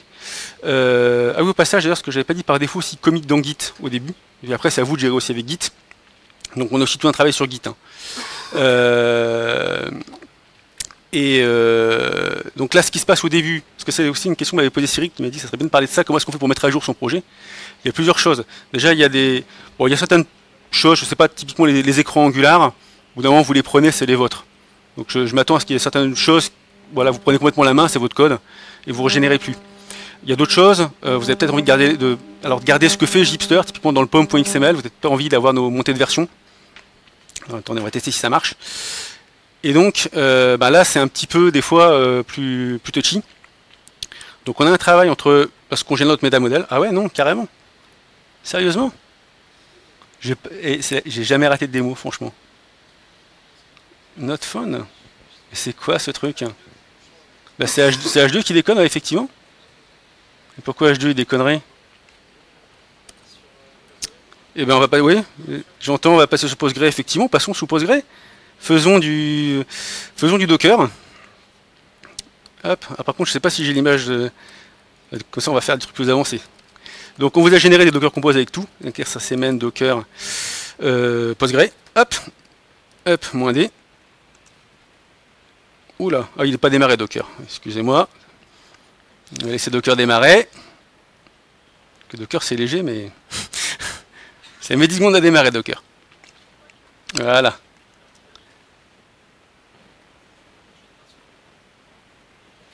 Et je vais ouvrir une deuxième console, que je vais grossir aussi.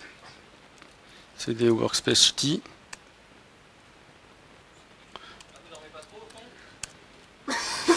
Et je vais passer en prod, on peut prod. Comme ça, je vous montre comment est-ce qu'on passe en prod.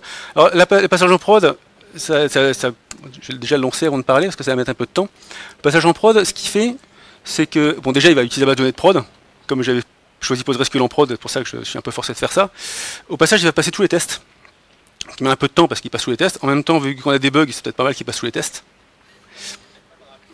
On aurait pu faire ça dès le début. Mais, ouais.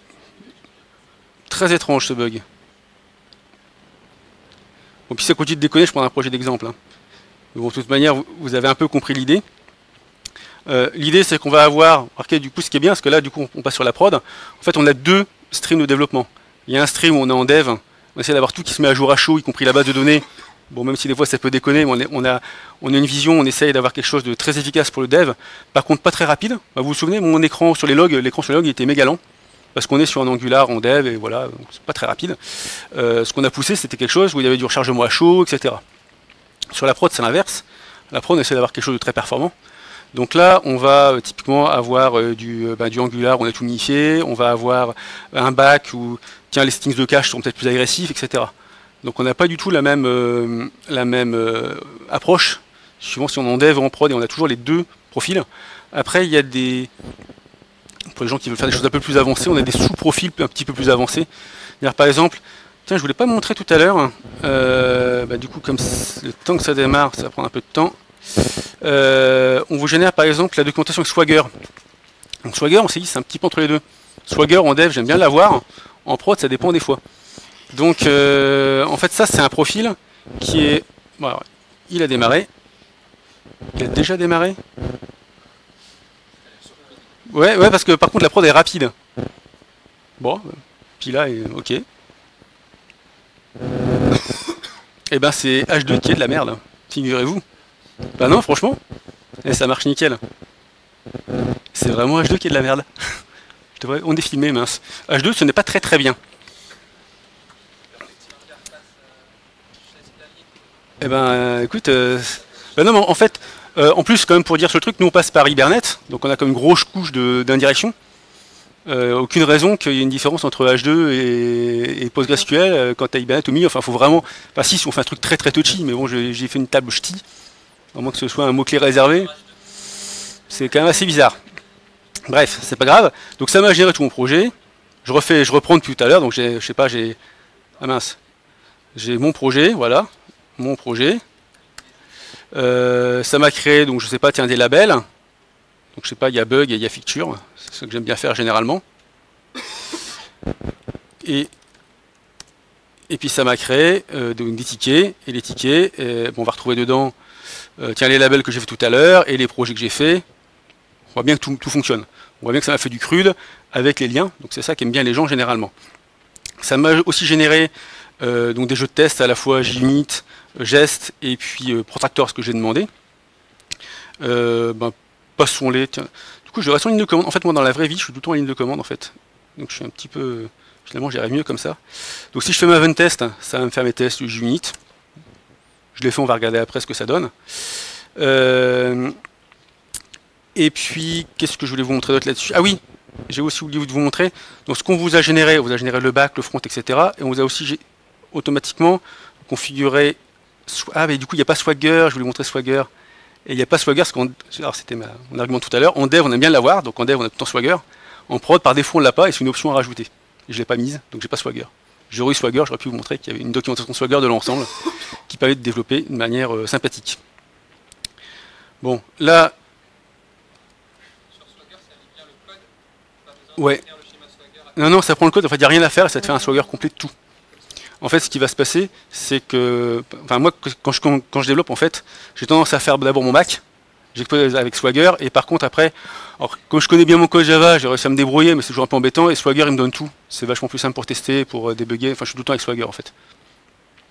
C'est pour ça que je l'aime bien. Et alors attendez, j'ouvre celui-là. Donc en haut c'est mes tests Unit. Ici je vais faire CD Workspace ch'ti. Je vais faire mes tests Jest. Donc Jest, ça va super vite. Et puis pour s'amuser, on va faire les tests Protractor. Et ah bah tiens. Ah mais oui, je suis revenu. Ok. J'avais prévu de faire un bug, je voulais que ce soit ma question, et comme j'ai régénéré, vous vous souvenez, j'avais changé, au lieu de mettre welcome, j'ai mis bonjour. En fait, Protractor aurait pété en disant il fallait mettre welcome et pas bonjour. C'était ça la question que je voulais poser. Comme j'ai régénéré, j'ai pété mon bug. Bah, du coup, il n'y aura pas de bug. Donc voilà, côté back, ça m'a fait donc 160 tests. On a une couverture de code de 85%, je pense, sur le Java, donc sur toute mon appli. Et sur le front, ça m'a fait donc 152 tests avec Jest, beaucoup plus rapide. La couverture de code est peut-être un peu moins bonne sur le front, mais on a quand même une bonne couverture de code. On vous génère tout ça. Alors oui, si on va voir, vous aurez un rapport bien meilleur. J'aurais dû aller là-dessus dès le début sur Sonar.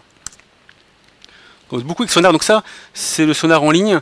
En fait, c'est généré automatiquement depuis notre master. Donc des fois, ça peut être faux parce que voilà, dès qu'il y a une pull request de merger, ça le rejoue.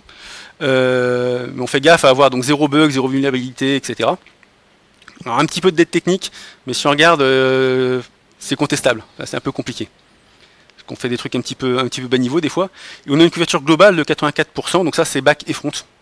Donc il y a un gros travail là-dessus. On le fait pour deux raisons, parce qu'on pense déjà que pour vous sur les projets c'est super d'avoir une bonne couverture de code. Mais on le fait aussi pour nous, parce que toute l'intégration continue repose là-dessus. En fait, nous-mêmes on utilise nos tests pour vérifier que tout ce qu'on fait est correct. Et oui, donc je voulais finir avec un petit test end-to-end avec Protractor.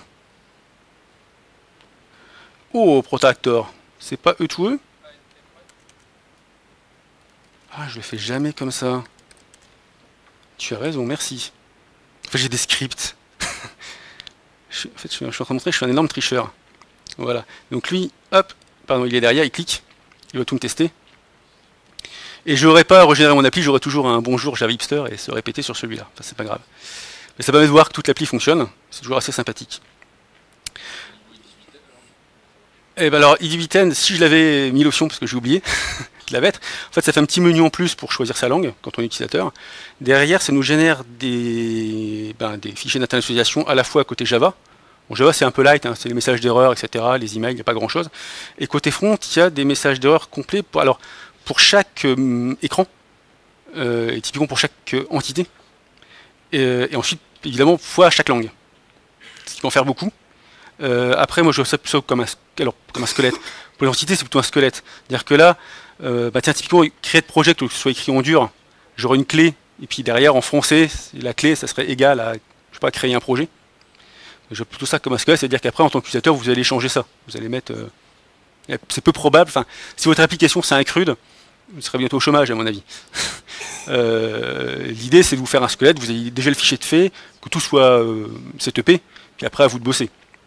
En fait, moi je vois plus tout ça comme un outil qui code à votre place, que vous auriez codé de toute manière, quoi. Ça vous automatise un travail embêtant. Mais ça vous prend pas votre travail non plus. Moi faire du CRUD, ça m'intéresse pas. Je veux un truc qui me le génère et après je vais bidouiller mon CRUD. Après c'est toute la question toujours de qu'est-ce qu'on fait une fois que le projet est généré. Est-ce que je prends la main sur les fichiers? Est-ce que j'y touche pas parce que JHipster me les régénère? Ou est-ce que je suis entre les deux? Moi, quand on entre les deux, généralement, on a un gros travail sur Git, en fait. D'ailleurs, on a tout un mécanisme de mise à jour du projet avec Git. En fait, c'est une commande qui s'appelle JHipster Update ou Upgrade, je ne sais plus, parce que je la fais pas, je suis toujours sur le master, moi. Et en fait, ce que fait cette commande, que d'ailleurs, je n'ai pas osé lancer, en fait, elle prend la dernière... De manière, elle ne marchera pas, je suis sur le master, je ne sais même pas ce qui se passerait. Ça prend la dernière version en cours. Et comme je suis sur le master, moi je suis plus récent que la dernière version en cours, hein, donc il peut se passer de drôles de trucs. Donc il prend la dernière version en cours, il régénère le projet avec la dernière version en cours, et ensuite il essaie de merger. Donc en fait il fait un merge, on va dire, à 3 branches entre la génération d'origine, votre code et le nouveau code, la nouvelle génération. Donc en gros, si moi j'ai corrigé un bug sur un fichier auquel vous n'avez pas touché, mon code va passer, donc vous aurez ma correction. Si vous avez changé du code un endroit que moi j'ai pas touché, c'est votre code qui va gagner. Mais par contre, si tous les deux on a touché la même ligne de code, ça c'est pas de chance, là il y aura un conflit, il y aura un merge, à vous de gérer le merge. Dans la pratique, donc évidemment ça va arriver. Comme c'est votre code, a priori, vous le savez, c'est-à-dire que vous avez peut-être corrigé un bug comme nous, donc vous en doutiez, vous voyez le truc, vous savez merger. Après il y a un petit boulot. Nous, tenez, pour donner des métriques, alors sur JHipster Online, donc sur ce truc là, donc il est open source, vous pouvez regarder tout le code, il y a quand même pas mal d'entités, vous, vous doutez bien, c'est un projet un peu gros. Donc lui-même est un projet JHipster. Ah oui, en fait on génère JHipster Online avec JHipster lui-même, hein. C'est un truc, on est un peu fou des fois. Donc ça en fait tout ça c'était des entités en fait. J'ai complètement bidouillé, vous, vous doutez bien que Create Application, ça c'était mon entité, et je l'ai monstrueusement bidouillé. Donc ça on a voulu mettre à jour il y a quelques temps, c'était en JHipster 4, la version 5, je l'ai filé à mes stagiaires. Alors j'ai des super stagiaires, mais c'était quand même des stagiaires. Ils l'ont migré en 2 jours et ils m'ont fait un bug, j'ai trouvé après. Mais voilà, ils sont bien débrouillés tout seuls. C'est pas super compliqué, parce que généralement le code il est à peu près propre. Dire typiquement cet écran-là ils n'ont pas touché, parce qu'ils voient bien que j'ai tellement bidouillé que c'était pas la peine. Et puis je sais pas, des écrans comme tiens les Matrix. Ça c'est généré, j'y ai pas touché, ils se doutent que celui-là on veut le garder. Ils n'ont pas touché, donc après à vous de jouer un petit peu. Mais c'est pas si compliqué que ça de monter de version de JHipster sans tout casser. Après il y a des gens qui font un travail vachement plus avancé, c'est ce que fait Antonio Goncalves, il a tout un talk là-dessus qu'il a fait à la JHipster Conf, parce qu'on a notre propre conf. Lui en fait il fait de l'héritage, donc c'est un peu plus compliqué, c'est-à-dire que ces entités Java, il en hérite et il bosse sur les objets hérités. Ce qui lui évite, finalement il peut régénérer, parce que ce que j'ai fait tout à l'heure, il régénère et finalement ça touche rien vu que son code il est hérité. Donc ça c'est un truc qu'on regarde peut-être pour la prochaine version de JHipster, parce qu'on pourrait aussi finalement c'est-à-dire générer le code hérité vierge et puis toucher derrière, il y aura un truc à faire. Après, c'est aussi des limites de mon point de vue. Après, Antonio, il s'y recommande, donc je ne vais pas non plus, c'est mon pote, je ne vais pas dire de mal. Mais Sur Java, ça marche bien. Sur l'Angular, sur du HTML, je sais même pas comment ça va se passer. Le CSS, j'en sais rien. Enfin, il y a des tas de trucs où ça se passe pas très bien. Alors que nous, notre méthode un peu bourrine avec Git, quel que soit le code, ça marche. Parce que Git, c'est Git, quoi. Donc il y a des tas de gens qui ont des trucs plus malins, mais des fois, je préfère une approche bête et méchante, mais au moins, voilà, qui marche partout. Qu'un truc trop malin qui, des fois, va être superbe, et des fois, va me péter la gueule. Après, il y a plusieurs optiques. Qu'est-ce que je pouvais... Ah, il est parti Cyril. Je pense que c'est bientôt la fin. Combien de temps il reste? Un quart d'heure, parce que je te vois avec les bières et tout, donc je me dis... j'ai beaucoup parlé. En plus, ce qui est bien, c'est qu'on a fait de la prod. Ah si, pardon, je vais passer en prod. J'aime bien passer en prod à la fin des... Donc, on a plusieurs sous-générateurs. Voilà. Et là, du coup, vous avez une conf un peu déliée là-dessus. Normalement, là, j'étais que en train de cliquer avec les trucs graphiques. Et à la fin, on voyait des générateurs ligne de commande. Là, vous en avez vu avant, mais c'est pas grave. Pour déployer en prod, on a prévu comme ça plein de sous-générateurs tout faits. Donc Heroku, on bosse avec Salesforce. Enfin, c'est le mec qui fait en plus Java chez Heroku qui nous fait ça. Donc il maîtrise bien son coup. On fait pareil avec Google App Engine, etc. Donc généralement, on bosse avec les boîtes qui font ça. Donc on va dire que généralement, c'est bien fait. Il y a deux raisons à ça. La première, c'est que nous, en tant que projet open source, on est ravis d'avoir des mecs qui contribuent, c'est super. Mais ce qui est aussi, c'est que eux, ils ont accès au bac, ils savent ce qui se passe. Donc typiquement Joe Kuttner, donc qui fait Heroku, il nous a optimisé des trucs côté Heroku, mais dans leur code propriétaire à eux, quoi. Donc un truc auquel nous on n'a pas accès. Donc on est ravis de bosser avec eux là-dessus, parce qu'on ne pourrait pas le faire. Donc vous pouvez déployer comme ça donc sur plein de clouds différents. Je prends Heroku parce que vous allez voir, c'est tout. Oh, c'est magnifique.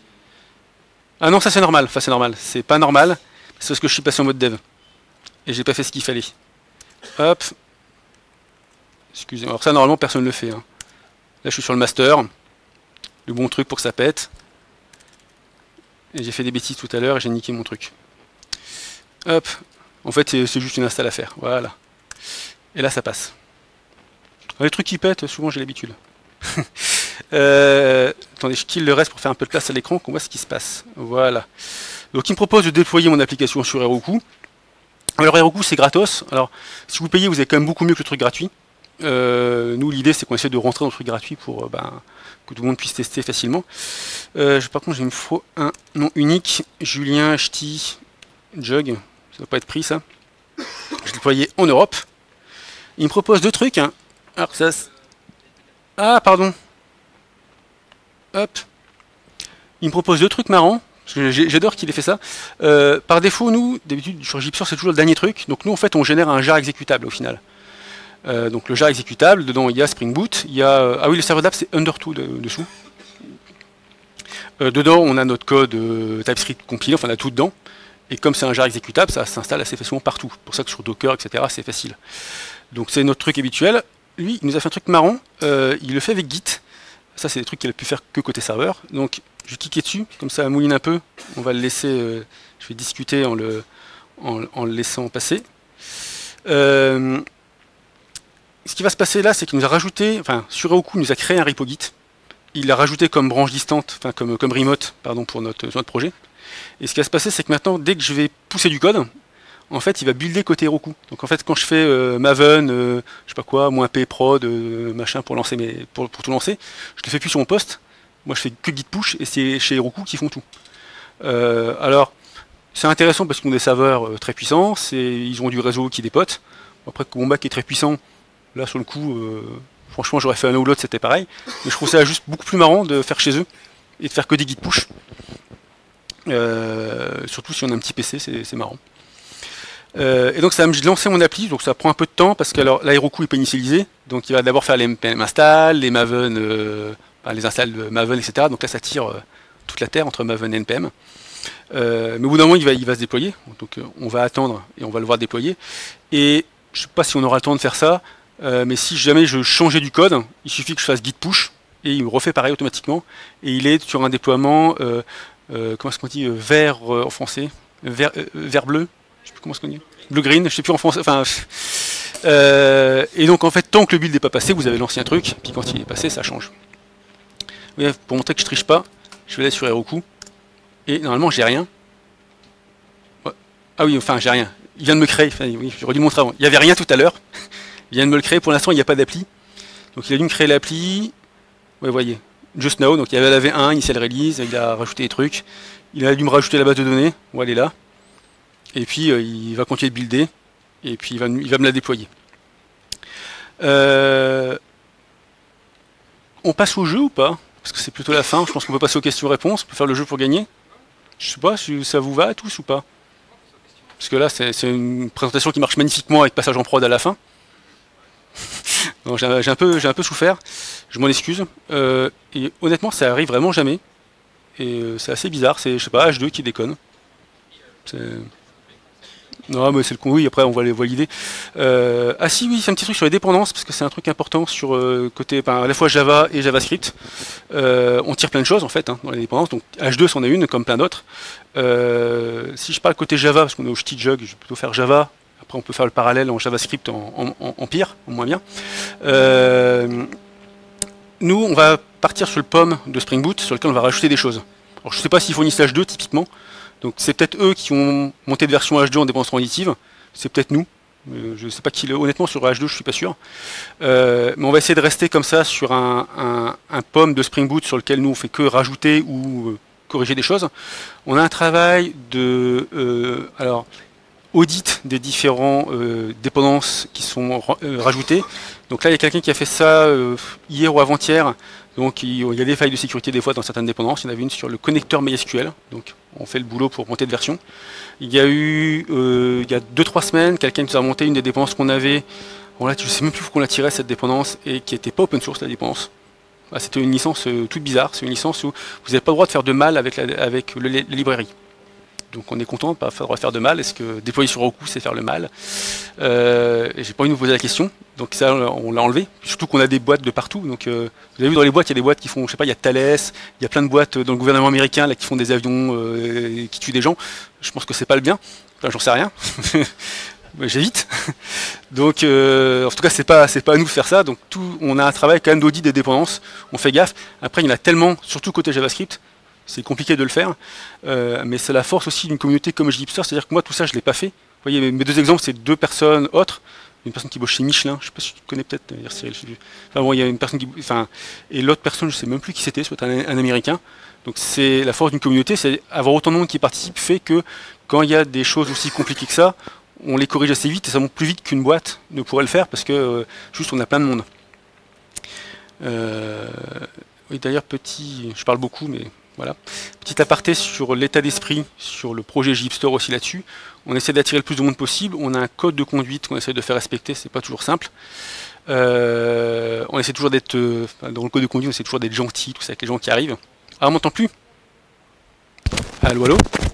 1, 2? Non? Ça marche plus? Vous m'entendez plus? Eh ben, je prends le micro, de toute manière. Ah, bah si. Eh, il y a des trucs bizarres ici. Hein. Donc, j'y touche plus. Donc si vous voulez participer, même pour des choses simples, il n'y a aucun souci, on est toujours ravis d'avoir des gens. Simplement on essaye d'avoir des gens de, je sais pas comment on va dire, positifs et qui se conduisent bien. Et le code aussi est un peu dans cette optique-là, c'est-à-dire qu'on a un code qui est volontairement assez basique. On n'est pas sur la techno très compliquée. En fait, les templates qu'on utilise, c'est quelque chose qui s'appelle EJS, en gros c'est du JavaScript. C'est ultra bête, hein, c'est du, je sais pas, c'est de la JSP en plus simple. C'est très très basique. L'idée, c'est pas d'avoir une techno ultra avancée pour générer du code, c'est d'avoir une techno où on attire le plus de monde possible. C'est-à-dire que si je prends le code de Docker, là on a eu des gens qui ont contribué des trucs de malade sur la conf Docker, de l'Elasticsearch, etc. Je sais pas, il y a un mec dans le monde qui a dû bosser ça, et il a cette conf. Sinon, on avait eu un truc ultra compliqué pour générer des projets, il n'aurait pas pu contribuer. Et là, il est venu, il a créé notre conf, c'est de la JSP pourrie, on va dire. Le mec, il est arrivé, c'était facile de comprendre, il a rajouté son code. Donc volontairement, il y a une approche assez, low-tech, pour que la contribution soit facile, et tant pis si on n'a pas les technos les plus cool de la Terre. Je vois que ça a démarré. Alors, je me méfie parce que des fois... Ah ouais, voilà. Non. Des fois, Heroku, il dit ça, et en fait, il n'a pas fini. Bon, on va laisser finir. Ça, je sais pas, c'est côté Heroku. Vous avez vu, il m'a dit qu'il avait démarré, en fait, il n'est pas démarré. Je sais pas ce qu'il me fait. Ah oui, il met à jour la base. Ah oui, alors on a une petite astuce. C'est vrai que je ne l'ai pas dit tout à l'heure. Donc on utilise Liquibase pour mettre à jour la base de données. Ah voilà, là ça a marché. en fait, donc, je ne sais pas si vous connaissez Liquibase, c'est quelque chose qui permet de versionner la base de données et de la mettre à jour. Donc en termes d'équipe, c'est très très intéressant. Donc nous, c'est quelque chose d'ailleurs chez Ypon. Enfin, je pense que tout le monde fait ça aujourd'hui. Hein, c'est quelque chose, c'est une super techno. En prod, c'est un peu moins intéressant. Enfin, c'est un peu moins intéressant. C'est un peu plus compliqué en prod. Ça nous pose de soucis déjà. Mettre la base de données à jour en prod, on peut se demander si c'est une bonne chose. Et puis aussi, des fois, Heroku pète. Liquibase pète. Qu'est-ce qu'on se passe sur la prod, etc. Donc ce qu'on a fait avec Heroku, c'est qu'on a un build en deux étapes. En fait, sur le build, il lance Liquibase, il met à jour la base, et après il lance l'appli sans Liquibase. Ce qui permet de séparer les étapes et de ne pas passer en prod n'importe comment. Donc il a tout à fait raison d'avoir fait ça. Mais c'est aussi un avantage supplémentaire, c'est que Liquibase, ça prend du temps, c'est long un petit peu. Et comme Heroku, il n'aime pas les applis lentes, et qu'on est sur la version gratos, si vous êtes avec Liquibase, ça passe tout juste. Et donc là, il y a de bonnes chances que ma démo foire. Et si vous virez Liquibase, ça va beaucoup plus vite. Et donc, c'est quasi sûr que ma démo marche. Et là, je croise les doigts. Attendez, on va faire les logs aussi.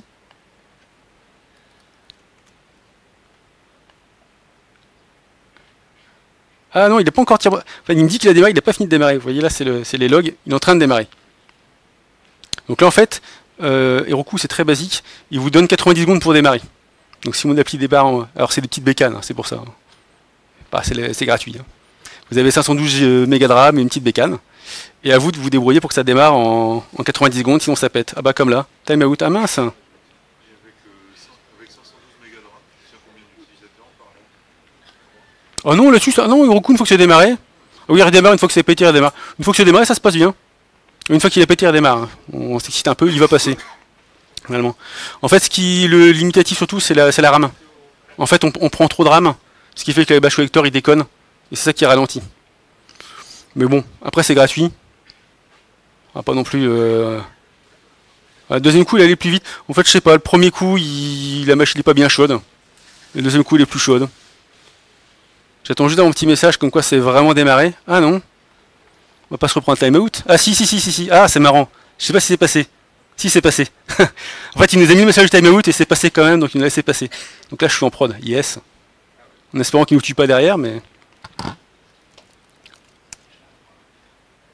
Ah non, il est passé. Donc j'ai ma table ch'ti. Ah oui, tenez d'ailleurs la... Ah oui, d'ailleurs c'est admin, donc vous pouvez y aller vite fait pour tout me hacker.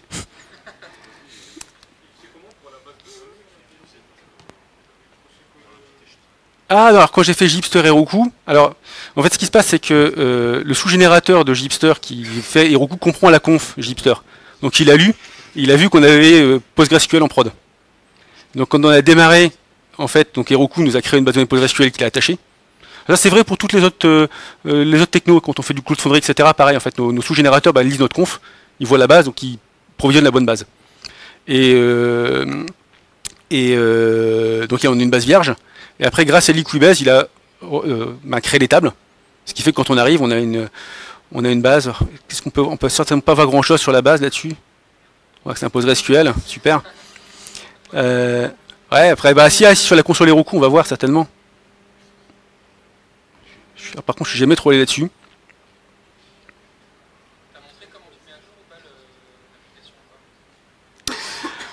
Ah, bah alors là, si je veux mettre à jour l'application, celle-là, c'est facile. Enfin, bon, on peut le faire et on va. Je fais n'importe quoi. Oui. Ah bah alors là, sur la prod, je fais juste un git push. Donc ça va être assez facile. Attendez, je vais l'ouvrir. On va prendre un IntelliJ. Oui, si vous me croyez, moi, on l'a fait le marché là. Voilà. Vous doutez bien, je fais un git push et ça va marcher. Par contre, ce qui est marrant, c'est que le git push, le temps qu'il mouline, l'appli, enfin l'ancienne appli reste toujours. Hein, il change que quand ça marche.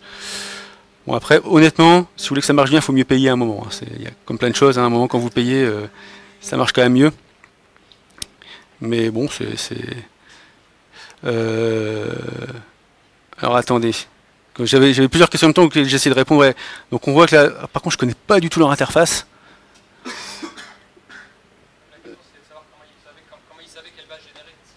Ah, comment il savait quelle base? Ah oui, alors. Oui, ah ouais, attendez, je vais vous montrer la conf plutôt. Attendez, j'essaie de faire plusieurs choses en même temps. Voilà, comment il a compris? Alors, attendez, je sais que l'écran est trop petit. Voilà. dans projet, en fait, il y a un certain nombre de fichiers cachés JHipster. Autant les montrer. Il y a le IORC. Donc ça, en fait, c'est toutes les questions qu'on a posées. Donc tout à l'heure, j'avais dit que je voulais PostgreSQL, il est là. Donc en fait, ça, normalement, c'est notre fichier interne. Il y a plein de gens qui le bidouillent. Bon, pourquoi pas. Il y a même une... Il y a des gens, je sais plus, c'est l'INRIA, je crois. Ils ont testé toutes les combinaisons possibles. Donc il y en a 26 000 apparemment. On en a rajouté depuis d'ailleurs. Ils ont tout généré. Ils ont lancé ça sur des clusters pour faire tous les cas possibles. Donc ça leur a pris je sais pas combien de milliers d'heures de travail. Donc on peut. Après, je conseille... Alors la ligne de commande, ce qui est bien, c'est qu'on vous évite les options qui n'ont pas de sens. Et sur la partie web, on essaye aussi. Typiquement, si j'ai mis MongoDB ici et que je prends un cache de niveau 2 Hibernate, c'est bizarre. Je ne trouvais pas que ça marche. Alors c'est marrant parce que des fois ça marche quand même. Mais voilà. Je déconseille vraiment d'y toucher, sauf si vous faites un truc simple, hein, PostgreSQL, là vous mettez MySQL à la place, vous doutez bien que vous aurez MySQL que ça va marcher. Le fichier n'est pas non plus horrible. Et pour les entités, on a notre propre répertoire ici. Alors ça c'est un peu en train de mourir. Le JHipster Domain Language que je vous montrais tout à l'heure en train de tout gagner. Avant on avait une conf JSON qui était en fait la même que l'IORC. J'aimais bien JSON. Et on se rend compte que ça c'est assez gourmand et assez compliqué à lire. Alors que le JDL, donc notre propre Domain Language qui est ici, finalement est vachement lisible. Donc on préfère avoir ça, c'est plus concis. Et ah oui d'ailleurs un truc intéressant qui fonctionne déjà en ligne de commande mais qui n'est pas encore là-dessus. Là on peut générer qu'une application monolithe. Maintenant on peut déjà générer un ensemble de projets, c'est-à-dire que là ça n'a pas marché sur celui-là parce que c'est la version de prod. Je vais pouvoir mettre, je crois que c'est app. Et donc j'appelle mon application, je fais plusieurs applications. Comme ça je fais mes microservices, je fais mes gateways et je les relie entre eux, j'ai des entités communes entre les deux. Et donc ça marche déjà mais sur la version réalisée, mais j'ai pas mis à jour la version web. Donc on va pouvoir comme ça générer un ensemble de projets. C'est beaucoup intéressant pour les gens qui font des microservices, déjà pour une vision globale. Parce que les microservices, vous avez généralement des entités qui sont à la fois... le back va être dans MongoDB, on va dire. Le front va être sur Angular. Donc eux, ils ont intérêt à réutiliser leurs entités, quoi. Et pas à faire deux projets qui ont à chaque fois la même entité, mais une fois je génère le back, une fois je génère le front, et c'est bizarre. Donc il y a tout un travail là-dessus. Donc je pense qu'à terme, c'est que ça qu'on va avoir, qui est... je sais pas ce que vous en pensez, c'est plutôt lisible. Hein. Enfin, il n'y a pas de... Il y a une doc complète, mais après, juste avec l'autocomplétion,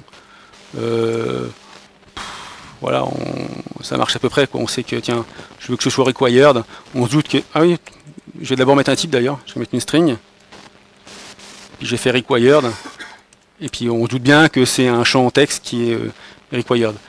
Tiens, je vous une parenthèse aussi là-dessus, puisque je n'avais pas parlé sur la validation. Finalement, c'est pas trop mal pour conclure, pour montrer un petit peu ce qu'on fait. Parce que là, vous avez vu pas mal de choses. Quand je mets required, qu'est-ce qui se passe? En base de données, on vous met une colonne qui est note nulle. Côté Java, on va vous mettre bin validation pour vérifier côté Hibernate que votre objet, enfin cette propriété est bien note nulle. En Spring MVC REST, on va aussi vérifier que c'est note nulle.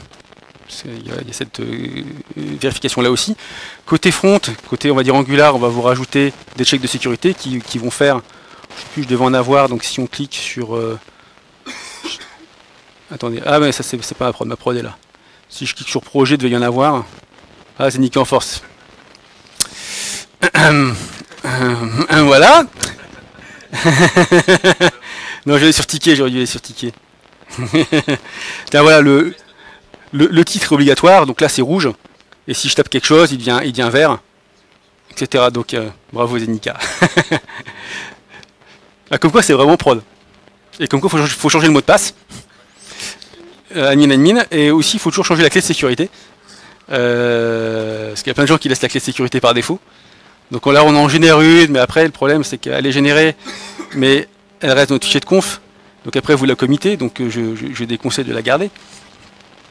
Ah, il faut bien... il y a différents... alors il y a plein d'astuces. Hein. Typiquement Spring Boot config, il y a plein de choses. Hein.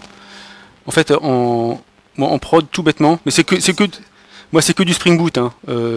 Donc en prod, moi c'est beaucoup plus simple que ça. Je fais un fichier application.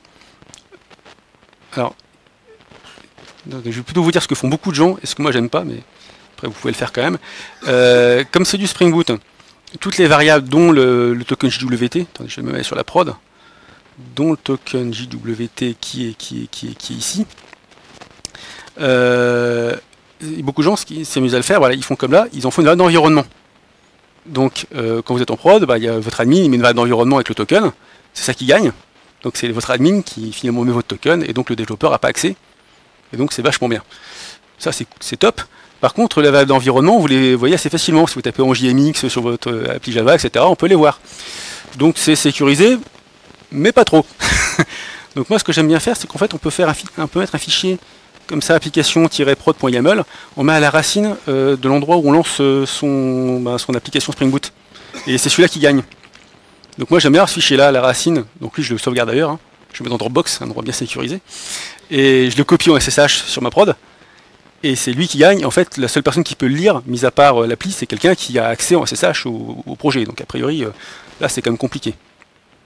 Après, pour les choses plus avancées, on a le Gipster Registry, donc c'est notre serveur Eureka, et Spring Cloud Config. Et donc lui, il est capable de lire une conf, soit sur son file system, soit dans Git. Donc pareil, il faut sécuriser son Git. Hein. Et il pousse ses clés de sécurité à tout le monde. Donc lui, c'est peut-être l'option la plus sécurisée, la plus sûre. Par contre, il faut installer un serveur en plus. Ce qui est peut-être pas... tout le monde n'a peut-être pas envie de faire. Je parle et j'ai zappé des questions. Ouais, j'ai répondu aux questions de tout le monde, je sais plus. Et qui a des questions? Ah, oui. Ah, bah bonne question. Oui, pardon, quelle est la question? Il faut déjà générer. Et en fait, j'ai un gros doute. Donc, on va y aller. Attends, comment est-ce qu'on grossit l'écran? Non, alors en fait, il est gros pour... il y a la partie TypeScript qui prend beaucoup. Tout le front prend beaucoup, en fait.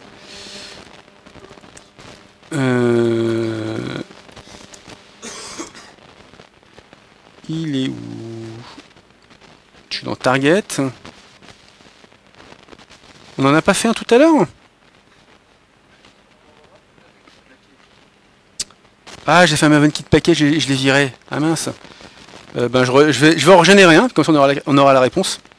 On va payer prod package. Voilà. On attend, puis on aura la réponse. Ça doit faire, je sais pas, quelques dizaines. Ah.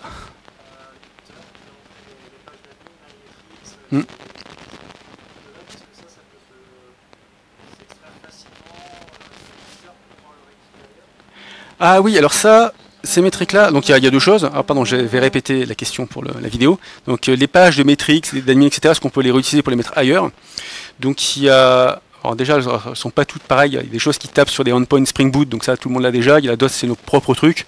C'est pas très compliqué de les rajouter non plus. C'est plutôt la partie front qui est réutilisée. Donc on le fait déjà, nous, sur le Gipster Registry. Donc on a notre propre serveur à côté qui fait aussi serveur d'admin. Donc lui-même a ces pages-là qui sont elles-mêmes extraites. En fait, c'est que des pages Angular qu'on extrait et qui tapent dans les bons endpoints. Donc à reprendre, à mettre ailleurs, c'est à mon avis assez simple. Il y a un petit travail qu'on n'a pas fini sur la componentisation de ces parties-là. Parce qu'en fait, on veut réutiliser les mêmes composants dans Gipster Registry que dans les applications générées par Gipster. Mais oui, c'est assez, ouais, c'est que du Angular, donc ça se reprend assez facilement, je pense. Ah oui, du coup, tous les tests passent. Donc on aura la réponse quand tous les tests seront passés. Oui, j'aurais dû faire skip test. Je fais toujours... En fait, je devrais pas dire ça, mais normalement, j'ai une variable d'environnement qui fait skip test par défaut. Et oui, c'est mal.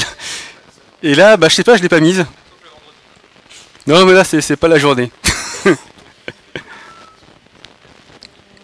Non, vous faites pas tout le temps skip test?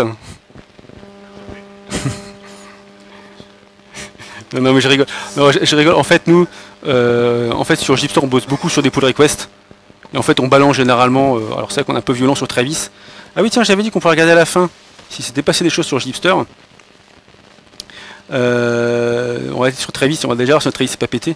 On a une grosse utilisation de Travis.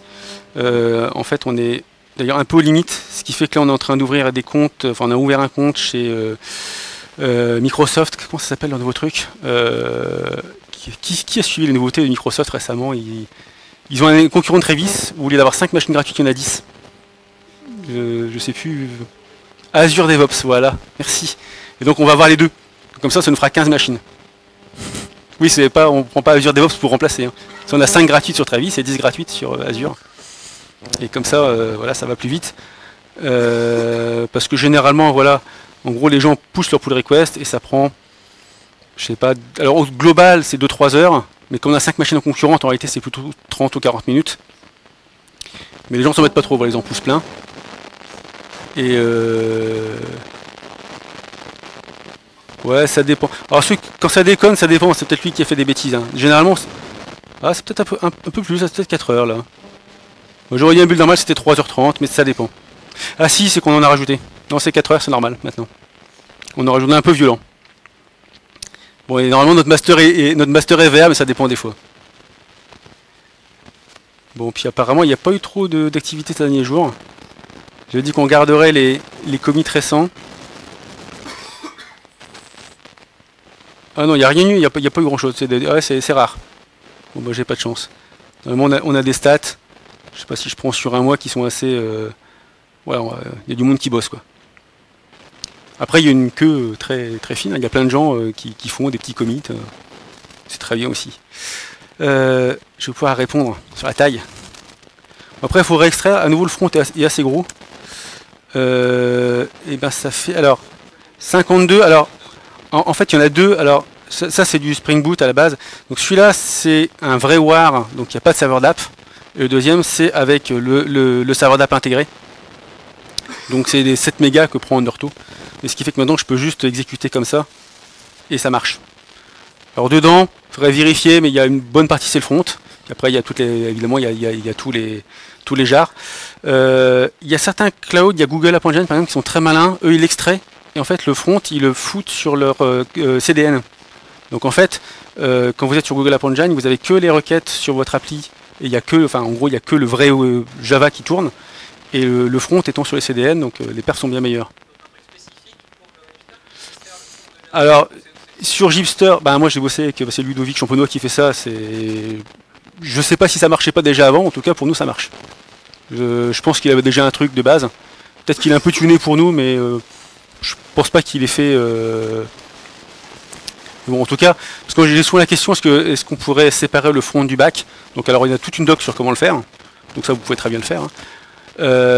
Sur de la brown prod, on va dire comme Google App Engine, c'est pas utile. Et puis sinon sur de la prod, on va dire comme là, sur ce que j'ai là, en fait, attendez, pardon, où est-ce qu'il est mon truc? Ah, sur celle-là, non, non, j'ai fermé. Il est parti où mon... Ah, je l'ai fermé. Bon. Open App, voilà. Donc sur cette page-là, ce qui va être lent, c'est plus la base de données. Peut-être à la rigueur, le premier coup on va dessus, ça va peut-être être un peu lent parce qu'il faut télécharger l'appli Angular. L'appli Angular c'est pas le plus lourd. Et si on regarde les métriques, ça va être les accès basses quoi. J'ai eu 146 requêtes HTTP. Les requêtes les plus longues, ça va forcément être les requêtes où il y a des appels basses quoi. Enfin en même temps il y a. Ouais. Il n'y a quasiment pas eu d'appel et puis si celui-là c'était long, voilà, ah oui, ça c'est pour se loguer. Alors le login est toujours un peu long, mais ça c'est volontaire aussi. Hein. Il y a même eu un travail qui a été fait pour que même quand vous mettiez un mauvais login, ce soit aussi long que quand c'est un bon login. Il ne faut pas détecter, parce qu'avant on avait le bug. En fait quand vous aviez un mauvais login, on disait non plus rapidement que c'était un bon. Et comme ça vous pouvez peut-être découvrir, en étant vraiment vraiment balèze quand même, peut-être découvrir le mot de passe. Bon courage, hein, mais bon.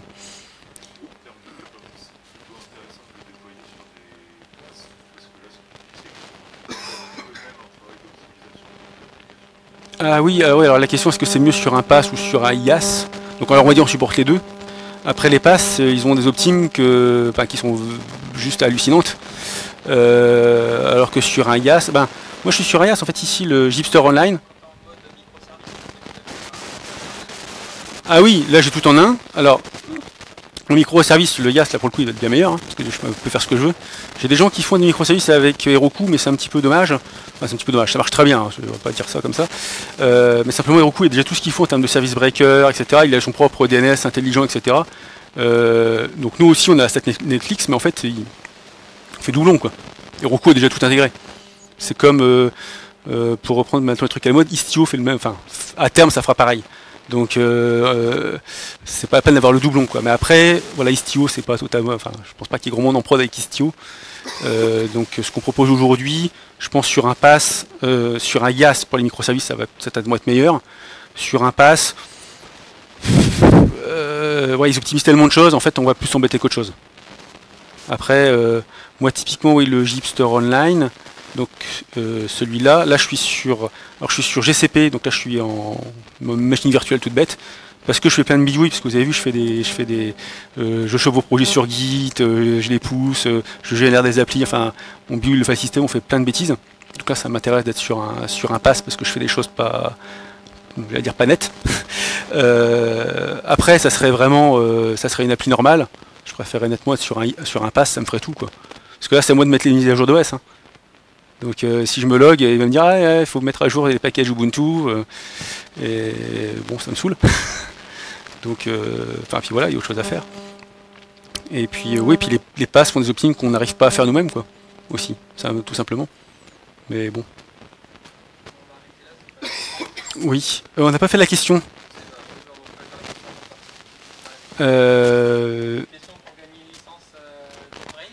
Ouais.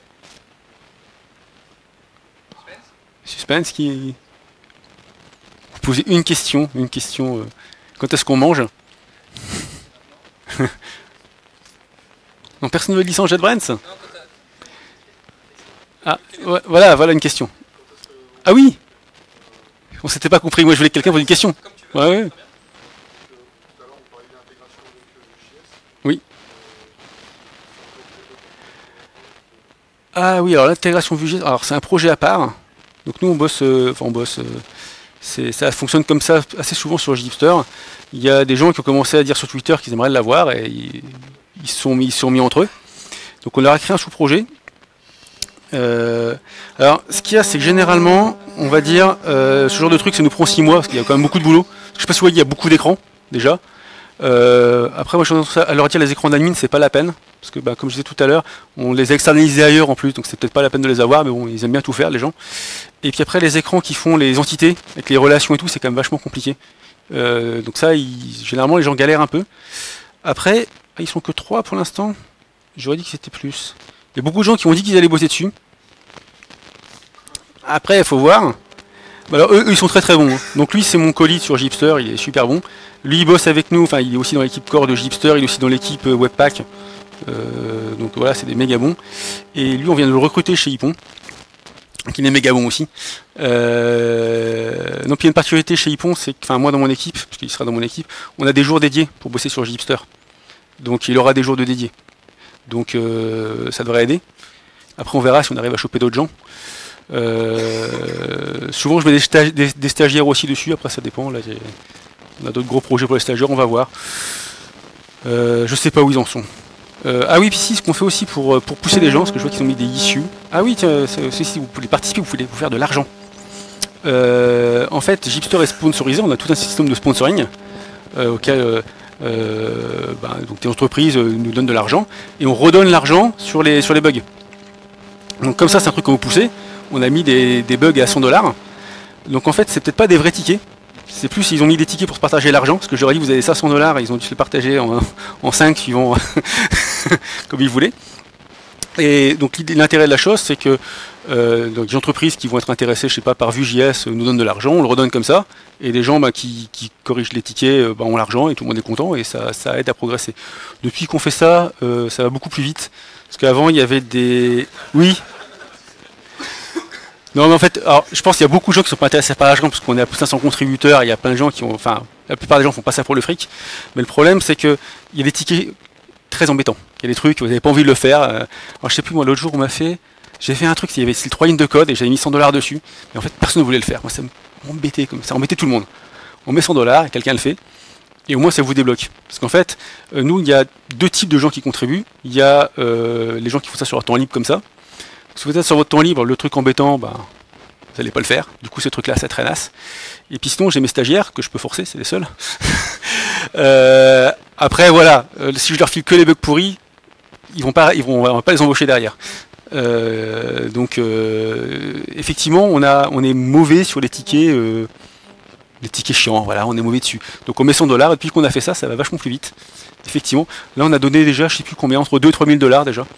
Et ça aide bien. Donc là c'est ce qu'on va faire aussi. Puis ça montre aussi aux gens ce qu'on veut pousser, quoi. Donc voilà.